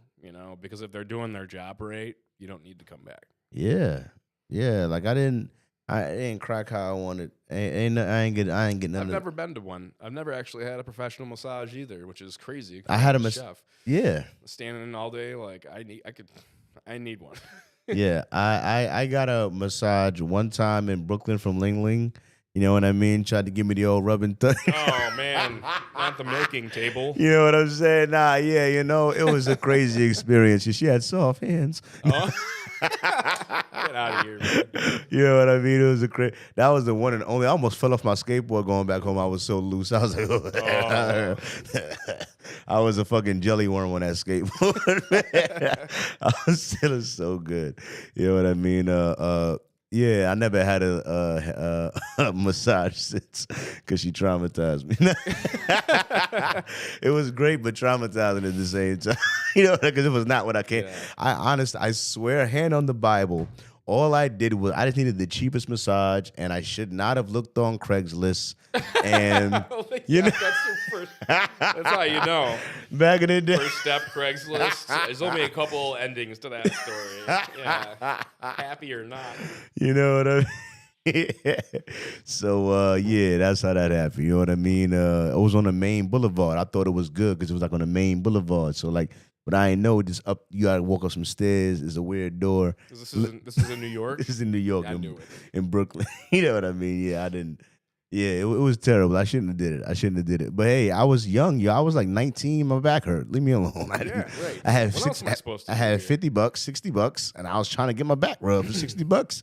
Try to relieve some pain, dog. Yeah. How was I supposed to know there was running some type of weird little ling-ling operation going on out there? I don't know what was happening. You know what I'm saying? Yeah, it's the oldest profession, right? It's the oldest profession in every city that's ever existed, and letting you know. You know what I'm saying? But yeah, so back to the food. Yeah. Would you ever eat or serve lab-grown meat? That's an interesting question. I've pondered this a few times. I mean, so lab-grown meat is generally ethical, right? Because you're not killing an animal. I feel like that's one argument. Mm-hmm. But like it has to come from a stem cell, if I'm not mistaken. Yeah, I think. So I feel like they start with like one little piece of real beef. Yeah, then they grow it. Yeah. I sort of like they do an organ. So I guess my next question is it nutritionally worthwhile? Does it actually have the same nutrients as stuff coming from a live cow? If it does and it's more ethical to produce, like I don't think I have a problem with it. But at the same rate, like that's really weird to like tell your customer that this stuff was grown in a lab. Does lab grown meat have the same nutritional value as regular meat? Yeah, because I feel like that's important. That is a very valid question. You know what I mean? Yeah, it's designed to be same, because similar. Once you take the meat off of, like, you kill an animal and then you take the meat away from it, it starts, oxidizing. There's a whole process that happens. You're draining the blood out of the animal as well, and and like that's the difference between halal and some regular like choice USDA beef. There's they drain the blood out of halal. No, when they slaughter the animal in a certain way and it's blessed, but a lot of the fluids remain in the animal, which is why like if you order like halal beef and you get it and like off of a truck delivered to your restaurant, it's a lot darker in color and it's usually higher quality because it's not like processed like that. USDA choice beef and stuff like that. They slaughter the animal and then they drain everything out and they have all of these rules and laws within the factories that they have to produce this a certain way, and because of that, like that shit's crazy. From slaughter to the grocery store, that thing's been dead for like 4 weeks, and that's why they dye it, and that's your They dye it? yeah, your beef isn't naturally pink like that. Are you kidding me? Like my stepdad brings home beef, yeah, like a side of beef once a year, and he goes and hunts, and we eat venison all year long as well. And that stuff, it's not red like that, Like What color is it? it's it's darker. It's like gray is not the right word, but like it's not that artificial red or pink color that you're used to seeing at in the supermarket. Is it like a burgundy? Go to a butcher. You'll see what I'm talking about. Yeah, it's like a burgundy. It's a more natural color. It's darker and it looks real. It isn't. But yeah, that stuff that you see that's dyed like that, they dye it because it's been dead for a long time and they want it to look appealing to the consumer. I mean, that's a whole rabbit hole. I don't appreciate that, bro. I don't appreciate that, bro. Why? I just be trying to eat some regular. You know what I'm saying? Sometimes you just gotta not think about it, man. I remember a headline came out and I started dying laughing, bro. In the comment, a headline came out with like, oh, there was like a disease breakout with Walmart shrimp. You know what I mean? Man.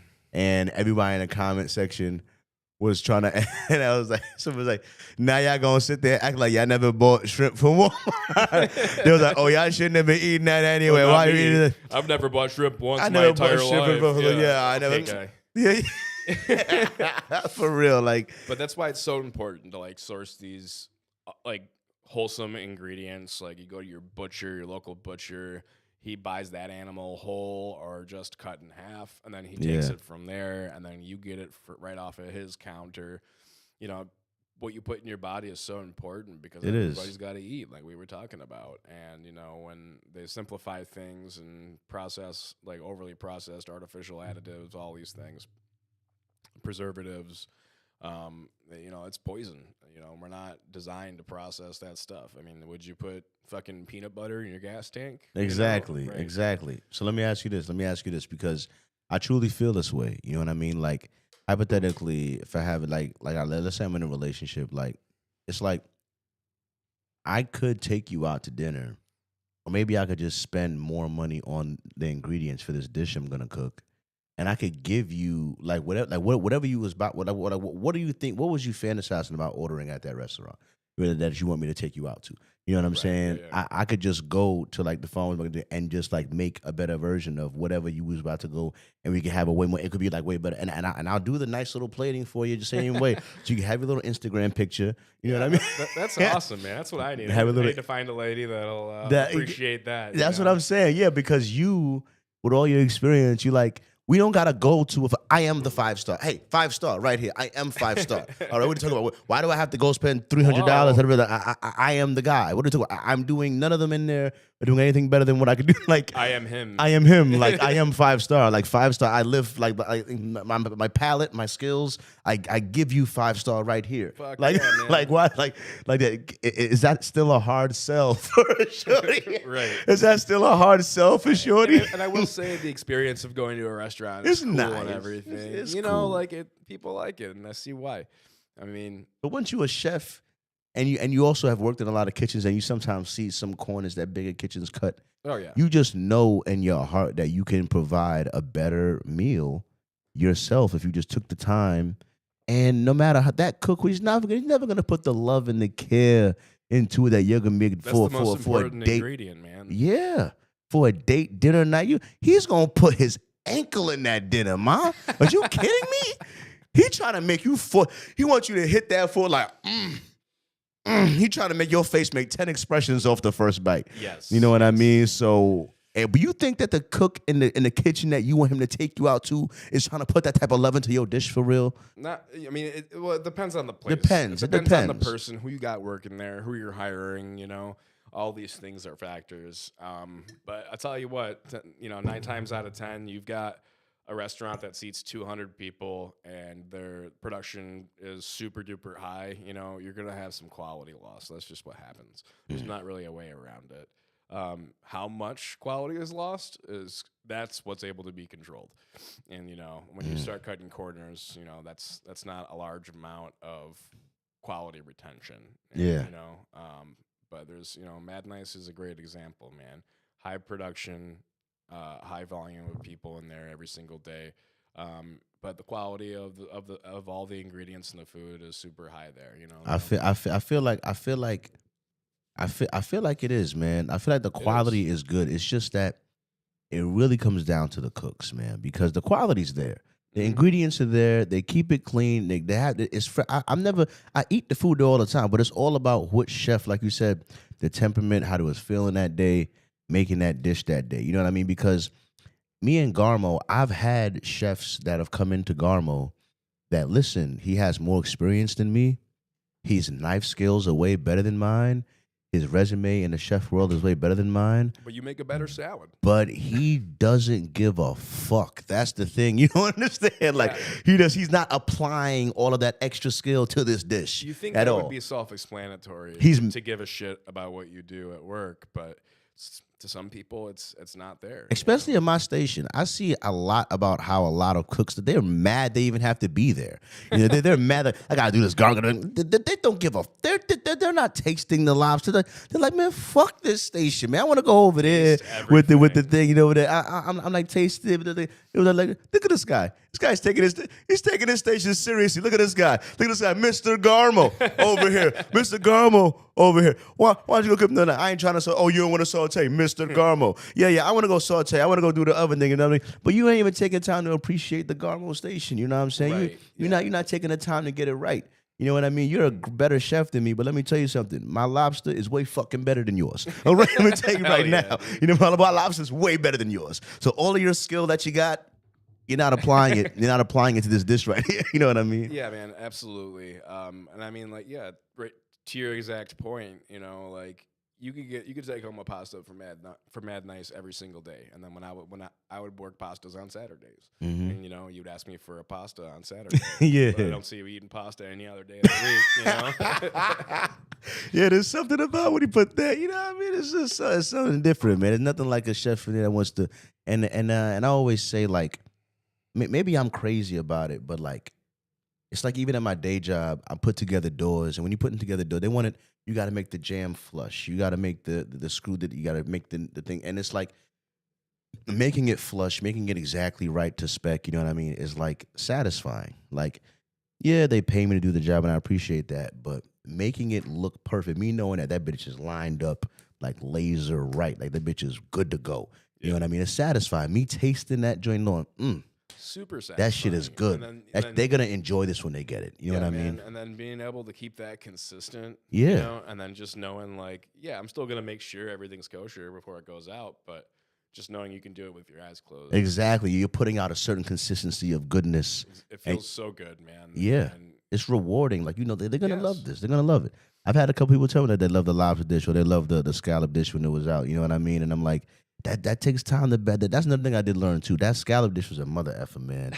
If you did not take the time if you didn't taste that scallop dish could taste so bad. Yeah. I'll be honest with you. That scallop dish has the potential to taste so bad. 100%. You know what I mean? If you don't balance that mother effer right, you know what I mean? If you don't do that joint right, it'll taste so bad, man. It can taste so bad. I've seen some people just like, dog, man, come on, man. But if you don't care enough to make sure before it goes out, like you gotta be somewhere else, and like as a chef, hiring people, and that's something I have to pay attention to as well. Like when I interview somebody, I'm like, all right, I'm trying to think about like how are they going to be here in 2 months? Does this seem like the kind of person that's actually going to give a shit about their food? Are they just here to make a paycheck? You know, gotta think about that stuff.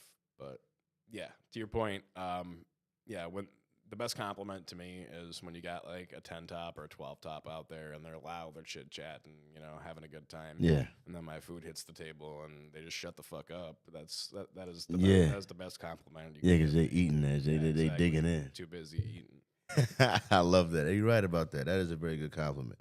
Yeah, people eat with their eyes first too, man. That's why presentation is so important. And I feel like people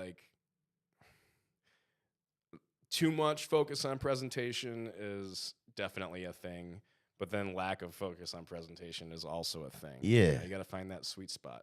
You know, you You shouldn't do. have to ask how you eat something when it gets to your table. You know, Yeah, you're right. You're right. Yeah, I had somebody one time show me like it's like an Instagram or something that had a bunch of plates that were from Michelin star yeah, restaurants, and he was they like, get pretty crazy. yeah, he was like, yeah, it was like if it don't look like a damn art piece, they don't they want you to.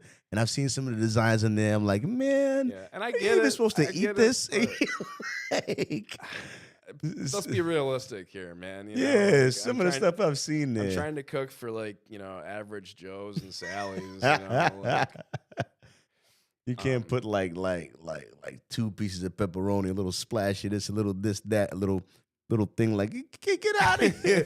What am I supposed to eat? Like, what? right. Like, stop. Like, some of the things I've seen, they look nice, but I'm like, I'm gonna need like 10 of those. Like, what are the? And so I want to do like accessible stuff, you know. Yeah. I want somebody to have to ask how they eat something, or they're like, "What the hell is this?" You know. But I also, I still like to bust out the tweezers. You know, I still like to use my plating spoons and. So lab grown meat, I don't know how I feel about lab grown meat. It's like It is weird, man. it's like It's not natural. I don't know if I really want lab grown meat in my life, bro. I don't know if I really want lab grown. I mean, I'm good. I'm not gonna buy it. I'm not gonna invest in it. That's not something I'm super interested in. But like hypothetically, if in the future that was a thing, I know y'all cloned a goat like 20 years ago. Y'all did the other things since then. I know. they've done a million other Yeah, exactly. y'all done. Y'all done cloned a bunch of things since. I know y'all. They're up But to hey, something. man, if they can grow a meat like that, then I don't see any reason why they can stop starvation in countries, But that shit's all by design. I know it is. Yeah, man. There's gotta be a bit. Like you said, it's by design. 'Cause sometimes there'll be so much better ways to do stuff, and they just refuse to implement it for some reason. It just bugs me out, or they just don't investigate a better way. Like I did, like there's this invention that I just heard of that it just came out of Africa. Not an invention, but it kind of is an invention. Where they figured out like how to gain like how to harness electricity from the roots of plants. I think I read something about that. They planted like 20 trees, and they found that out of the 20 trees they planted, like the avocado tree for some reason was giving off the most electricity at its roots. You know what I mean? So I'm like, now you're like, how do you figure out how to harness electricity from the roots of a plant? You know what I mean? Now it's a literal power plant. You know, I'm so sorry for being corny, but I'm just saying, now you can plant trees and get power from them. How does it? That's awesome. I have to look at that, but that's crazy. That's a crazy double use of a thing right there. You know what I mean? And it's like, but stuff like that, I feel like the government would never want to implement in a worldwide on a wide scale. Like they wouldn't. Yeah, well, there's money to be had in wars and in starvation and stuff like that. They want to control what we're eating. It kind of goes back to fucking feeding us poison at the supermarket. Exactly, but at the same time, it's like why? Your populace will probably be less stressed out and probably happier if they weren't dealing with a bunch of low key sicknesses that were caused by the bullshit you're feeding them. Like right, but like docile is what they're looking for. What if I'm too healthy? I'll fight the system. If I'm too, yeah, man, like they can't bank off your health insurance. Yeah, I heard them do like a little study where they had like a rat that like couldn't see where the hell he was supposed to be going because he had the standard American diet versus another rat that had some other type of diet, and I'm just like, yep, like you like, but it's, I just don't get like why. But the healthcare thing you might be right about because that's the one. Like I love capitalism. Don't get me wrong. I respect capitalism. I'm trying to grow a business, trying to be competitive. How can you grow it? How can you market it? How can you I understand business is like strategy. It has its place. It's necessary for a reason, but like when it's abused, but there's some sectors that I would take capitalism out of. Like we all agreed on firefighters. All right, let's take capitalism out of the firefighters. We all agreed on police officers. Let's take capitalism out of the police officers. It's my opinion that when it comes to education and educating the people, we should take capitalism out of education. I personally feel that way. And the other one is healthcare, bro. dude, it's Healthcare, insane. It's just the U.S. people are dying. You shouldn't Yes, be making money off of people being sick. Like, you should and be trying they're to making help them. loads of And they're money. making tons of, that's what I'm saying, literally billions to trillions of dollars over people being sick, which is like, but if we all had to pay for the healthcare, then we would be incentivized to not have a sick public, to lower our collective healthcare bill. You know what I mean? So it becomes a Yeah, bill instead of like, the people are sick, so we make more money. No, the people are sick, so we have to spend more money. Ah, now you don't like it. So now the people are less sick, we spend less money, we save money. Ah, there you go. Now and you're then not incentivized to sicken the people. You know what I mean? yeah, and then there's like a whole like political backfire that could happen. Like yes, like that makes total sense, and it wouldn't be difficult for us to implement whatsoever. But then you're gonna have people going, "Oh, that's socialist," and all this other stuff. Yeah, but that's what I think. I think the best mix is like a mix of capitalism and socialism. You know, like I said, It's got to be like that. Like it can't just be like one type of government. yeah, Especially in today's day and age, and specifically what we have going on here in the U.S. It needs to be.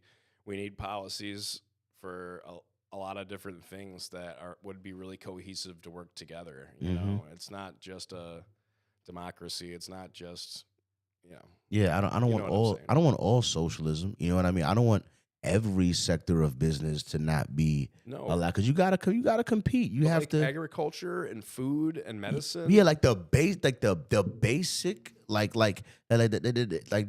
did it say? You have the what are the right to the liberty, freedom, and the pursuit of happiness, whatever, right? Uh, it's really hard to take on that pursuit of happiness when like you like hella sick, or you going through like Yeah, mad dude. health problems. You know what I mean? Because like I remember this, it was some Chinese dude in the video, but I'll never forget it. He was like, he said something like, I'm trying to sum it up, like health is so important, you know, because he was like, but he said, when you're not healthy, I mean, when you're healthy, you have 100 problems. All Yeah. right, when you're healthy, you have 100 problems. When you're not healthy, you have one problem. Yeah. Very well said. Yeah. When you're not healthy, you have one problem. You're not healthy. Your health is in jeopardy. You know what I'm saying? Yep. When you're healthy, you got 100 things. You worry this, that. You got to worry about that. You got to worry about that. Oh, wait, I got. Hold on. Now this is yeah. Hold on. I got one problem. You know what I'm saying? Hmm. So like you really underestimate how important health is. You know what I'm saying? But all that shit you caring about, let your health be fucked up. You won't be giving a fuck about none of that shit. Right. None of Dude, that it's shit. it's so important, and Socrates, I think, I don't know. Correct me if I'm wrong, but let food be thy medicine, right? Yeah. So Yeah, absolutely. Oh wait, no. it starts somewhere. Okay, hey, can you scoot in a little bit more? Yeah. My my my, my bad. Yeah, I was trying to get the thing together. Got my guy looking. It's not the computer. This thing is only using 3%. It says he's using 3.5% of my CPU. I got the M1 Max chip in here. You heard me? Know what I'm saying? M1 Max chip. All right, it's like Maximum. 20 CPU cores or something stupid like that. You know what I'm saying? But look, I want to take a slight intermission for a quick second. You know what I mean? Because I want to readjust this and maybe take a quiet sip. And I might have to pee for a second. Just give me like 15 minutes. You know what I'm saying? 10 to 15 minutes. I'll be right back, guys. You know what I'm saying? We're gonna close out the show. I got a couple last questions for my guy here. It's been a great podcast, and I thank y'all for hanging with me. You know what I mean? A quick intermission, and we'll be back in about 10 to 15 minutes. We'll be right back.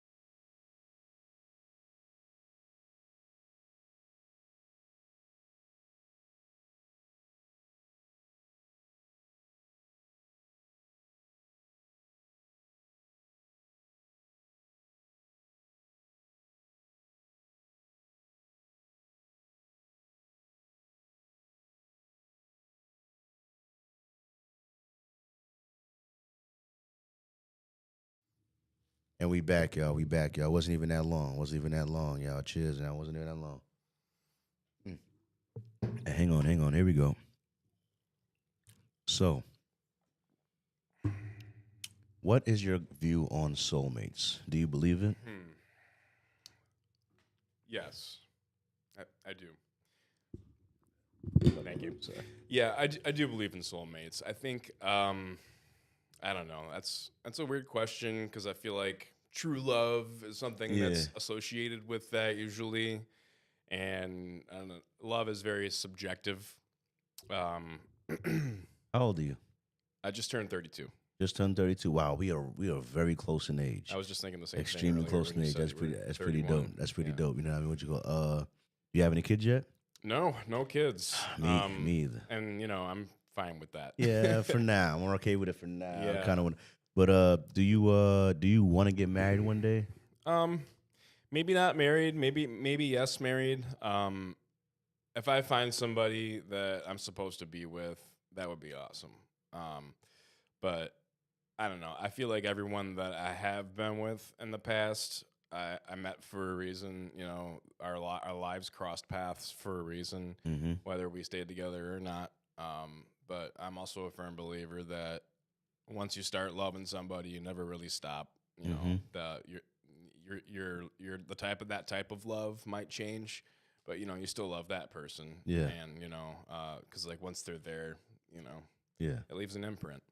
it does. But yeah, right before we came back on, I said everything happens for a reason, and Mhm. I just think that the universe is intertwined with everything else like that. A bunch of similar or opposite frequencies attracting each other, and things fall into place that way. And I think that people in love are no exception to that rule. Absolutely, absolutely, man. I want to get married one day, but like, I don't know.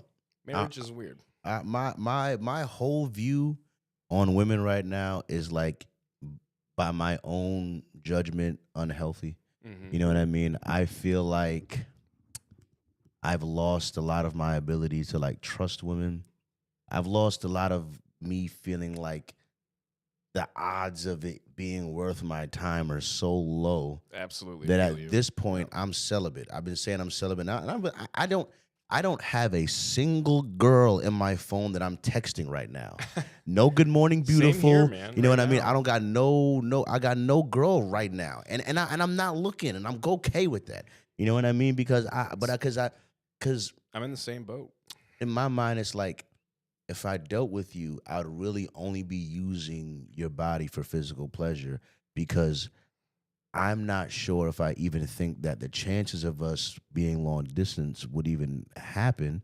You know what I mean? And I don't even know you yet. I'm just thinking that the odds of that happening aren't very high. You know what I mean? So I feel like I don't want to just like use you like that. Maybe I tried that in a couple years ago. Maybe a year ago. It didn't work out good. It didn't work Yeah. out good. I feel like no matter what, like even if both parties talk to each other and they say this is just physical, this is just intimacy, Yeah. and that's it, nothing more. Like always, without fail, one of those people is gonna fucking. There's always they an don't feel that expiration way, date even on if that. they say that they do. So definitely, I'm. It's funny that we're like similar in age, sitting in the same boat here. Yeah. But like For real. if someone comes along, awesome. But Yeah. if not, that's also okay. And I'm focusing on myself right now. I feel you on and, that. The longer I do that, the better things get for me and for those around me. So I be honest, that I just feel it because it's like I could spend 6 months to a year now. We're going on dates. We're spending all this time and extra energy just for a year from now for us to no longer be talking. And I'm like, okay, but I could have spent that year and time and energy into my business though, make it more clear though. Yeah, and hindsight. the brand that's still gonna be here. You know what I mean? You're a waste. You were just a waste of couple summer nights. God damn it! I could have, And in the end of the day, it's just terrible. You know what I mean? But look, all right. So, what do you think is like a dating red flag for you? for me, when somebody appears or says something self-centered, because, well, for a multitude of reasons. Like if somebody's talking about themselves way too much, like, yeah, I think it's great to talk about yourself, especially if you're getting to know somebody. That's kind of the point. But it's Mm-hmm. like how they're doing it, and then when they don't, when they stay on that topic, or they stay on themselves for way too long, and then they don't flip it over for Yeah, you yeah, to open up and talk. And it's because it's lack of attention or understanding for the other person. It's it's a lot of things, and they're all not good. So that's the Hmm. main one for me.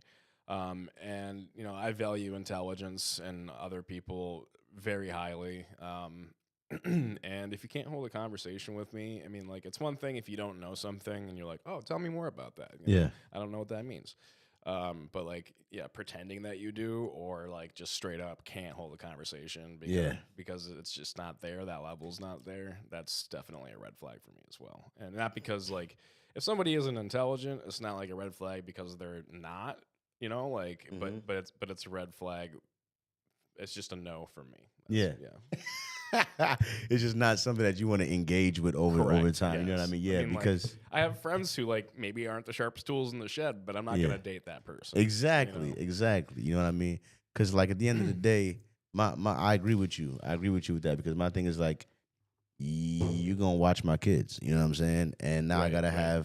I gotta trust your decision making with my kids. You know what I'm saying? And your intelligence influences your decision making. You know what I mean? Yes. So Kids, if my credit card's in your wallet, whatever it is, yeah, yeah, for it's real. got to be all there. It does. That stuff matters. You know what I mean? Because so the mindset, I totally feel you on that, man. The way I boil it down to, the way I boil it, here's my problem with dating. I might sound crazy for saying this, right? But here's how I boil it down to for this: like a man's commitment to a woman to a degree. Like when you trying to say that's your girlfriend or that's gonna be your wife, Hmm. to me in my mind, I'm crazy. I'm retarded. I'm okay with that. But it's like I'm willing to like die for this woman. Like I'm willing to like stand in between like deadly force to like protect her with deadly force. You Right. know what I mean? This is my woman. And like I feel like most guys are like that. yeah, Like, once exactly. once they decide that, Yeah, like that's that. pretty much It's it. my girl. This is Now my you girl. know. Yeah. I gotta. You know what I'm saying? And it's like a lot of modern women are not worth dying for. That's all I'm saying. You know what I mean? For me to find a woman that I feel like that about, you know what I mean? That I feel like I feel like she wouldn't put me in unnecessary harmful situations, and I feel like she's someone worthy of protecting with all my might. You know what I mean? I feel like she's worthy of like me putting in that. Like I just don't feel like the odds of me finding a woman that I feel that way about. Maybe just in America, because maybe the passport bro's got a point. Maybe I don't know. I've heard overseas things are a little easier. You know, you know what I mean. Yeah. It's a completely different It could be an world. Yeah. American mindset problem more than I'm blaming women, but it could be American women. You know what I mean? I could find a different work from like even a Jamaican woman or like a woman from I know y'all be going straight to Thailand. I don't know what y'all problem is with that. You know what I mean? Apparently they love. Yeah, I feel you. I think about that often. Like, maybe the chances of me finding somebody are slim, somebody that fits, my particular puzzle piece. Yeah. But we're here. We're Hmm. here in Detroit and Michigan and the United States. There's the whole rest of the world, and everyone's individual. So I think about that too. Yeah, maybe Maybe the if you chances of travel. me finding somebody are slim, but that's not to say that somebody just like me or somebody that will work great with me isn't hanging out in Ferndale right now. Yep. You just don't know. So I try to keep in mind the possibility, the unknown factor, because yes, you can think about it negatively or you can think about it positively. And there's some things that happen or some things that I want to improve in my life Yeah, that in order to improve in my life I have to have discipline in that area. yeah, And man. if I have a partner, a romantic partner that doesn't desire to have discipline in that area, then we may butt heads. Like for example, right? Yes. I'm a chubby guy. I'm a fat guy, right? I once had a girl that was a little overweight too.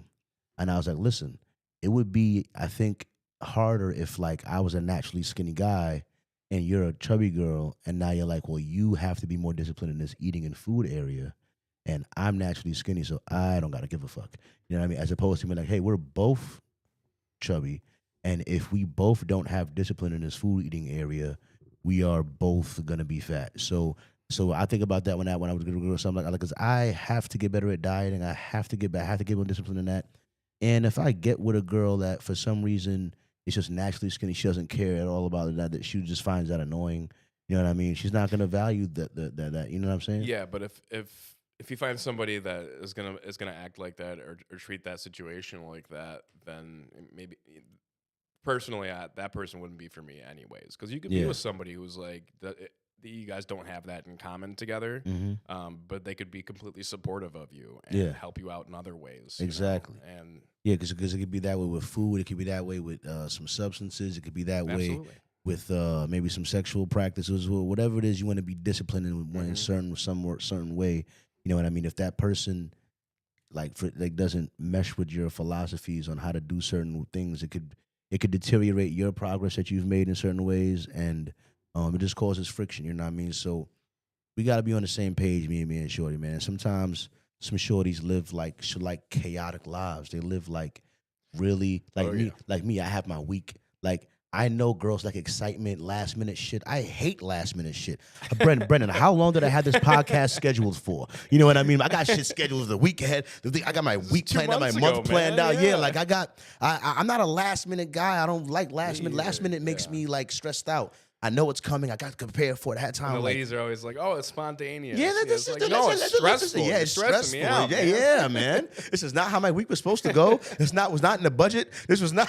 100%. This was not in the budget. You know what I mean?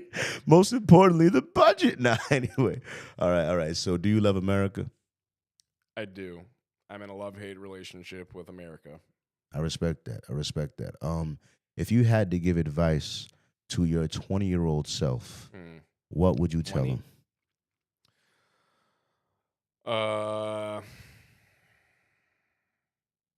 I would push myself so hard to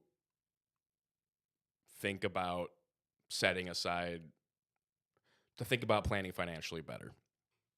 Like that's the main thing. I mean, so I've recovered financially greatly in the last year. I've never really had a savings or anything like that, and I've just always been kind of bad with money. I can relate. Yeah, for sure. But if I would, I'm about to start putting away in a 401k or whatever. So I'm 32. It's about time. Yeah. I mean, my stepdad, he said he started when he was 30. Worked at the same metal fabrication plant his entire life. He just retired 3 years ago, and he's able to retire very comfortably. Chilling. Yeah, and he wasn't doing anything crazy. Just putting away. consistently. So I figured, I'm 32. It's time to start. Mm-hmm. But there's other things that I could have been doing. Investing. Like I've made a lot of money since I was 20. Yeah. And I have nothing to show for it. Tell me about And it. even if it was just a little tiny bit, like I would have something right now. I would have some sort of egg. I would have some sort of, even if it was like just, it could be like a project car. It could be, like I could own a house right now. It could be anything. So that's what I would push myself to do. Aside from that, I really value all of the experiences that I've had growing up. Me being an idiot, me going out and drinking every night, having issues with drugs and alcohol, all those things made me who I am today. Mm-hmm. All of the terribly stressful and shitty situations I've had to deal with in my life, all the hurt, pain, death, trauma, you name it, man. I really wouldn't want to change any of that. But if there was one thing, it would fucking save your money. Yeah, That's what I would tell save me, myself. goddamn. That's pretty solid. That's pretty goddamn solid. I feel you on that. You know what I mean? There's so many bumps, so many times money. My problem with money right now, I still kind of have the problem. I'm like an equipment whore. Like I don't. Yeah, I really do, and I really just keep buying new gear and buying new cameras and buying a new tripod and buying a new. I feel you. I don't. I gotta get my style together. You way more stylish than me. You know what I mean? I gotta get my style together. I gotta spend it because I realize it matters in business. You gotta look at your image. Got to be a little bit better. But like, I don't own a single pair of Jordans. I don't own a single pair of Yeezy. None of that. But Just I gotta find your style, man. You know? But I just much rather spend it on equipment, like buy a new lens. I just love new, like, cause like I buy a new pair of sneakers. I'm just walking. That didn't make me now. I can't do nothing new. It's a practical thing. Yeah. Why doesn't need to? Yeah, I I buy something else, so now I could do something new. Now I'm Let's go my out to the thrift capability. store. I'll go to the thrift store with you, man. We'll try on some shit. You know, we'll get you looking fly. Yeah, man. I be like, I'm trying to pop some. I try to get my shit on. You know what I mean? But look, man, I thank you for coming on today, man. Thank you so much, man. Every episode's a time capsule. I hope we live 100 billion years, man. Oh, thank you for having me. It's been an absolute pleasure. No doubt, man. If you was for some reason watching this episode back when you were 70, I don't know why you would do that. But if you did that, what is something you want to say to your 70-year-old self? 70-year-old me. I hope you're comfortable, and I hope you're happy, and I hope you're sitting on your ass playing video games. Amazing. Well, thank you, man. I appreciate the hell out of you, man. Appreciate you, I'm dude. Go ahead and that's not what's supposed to. Come on.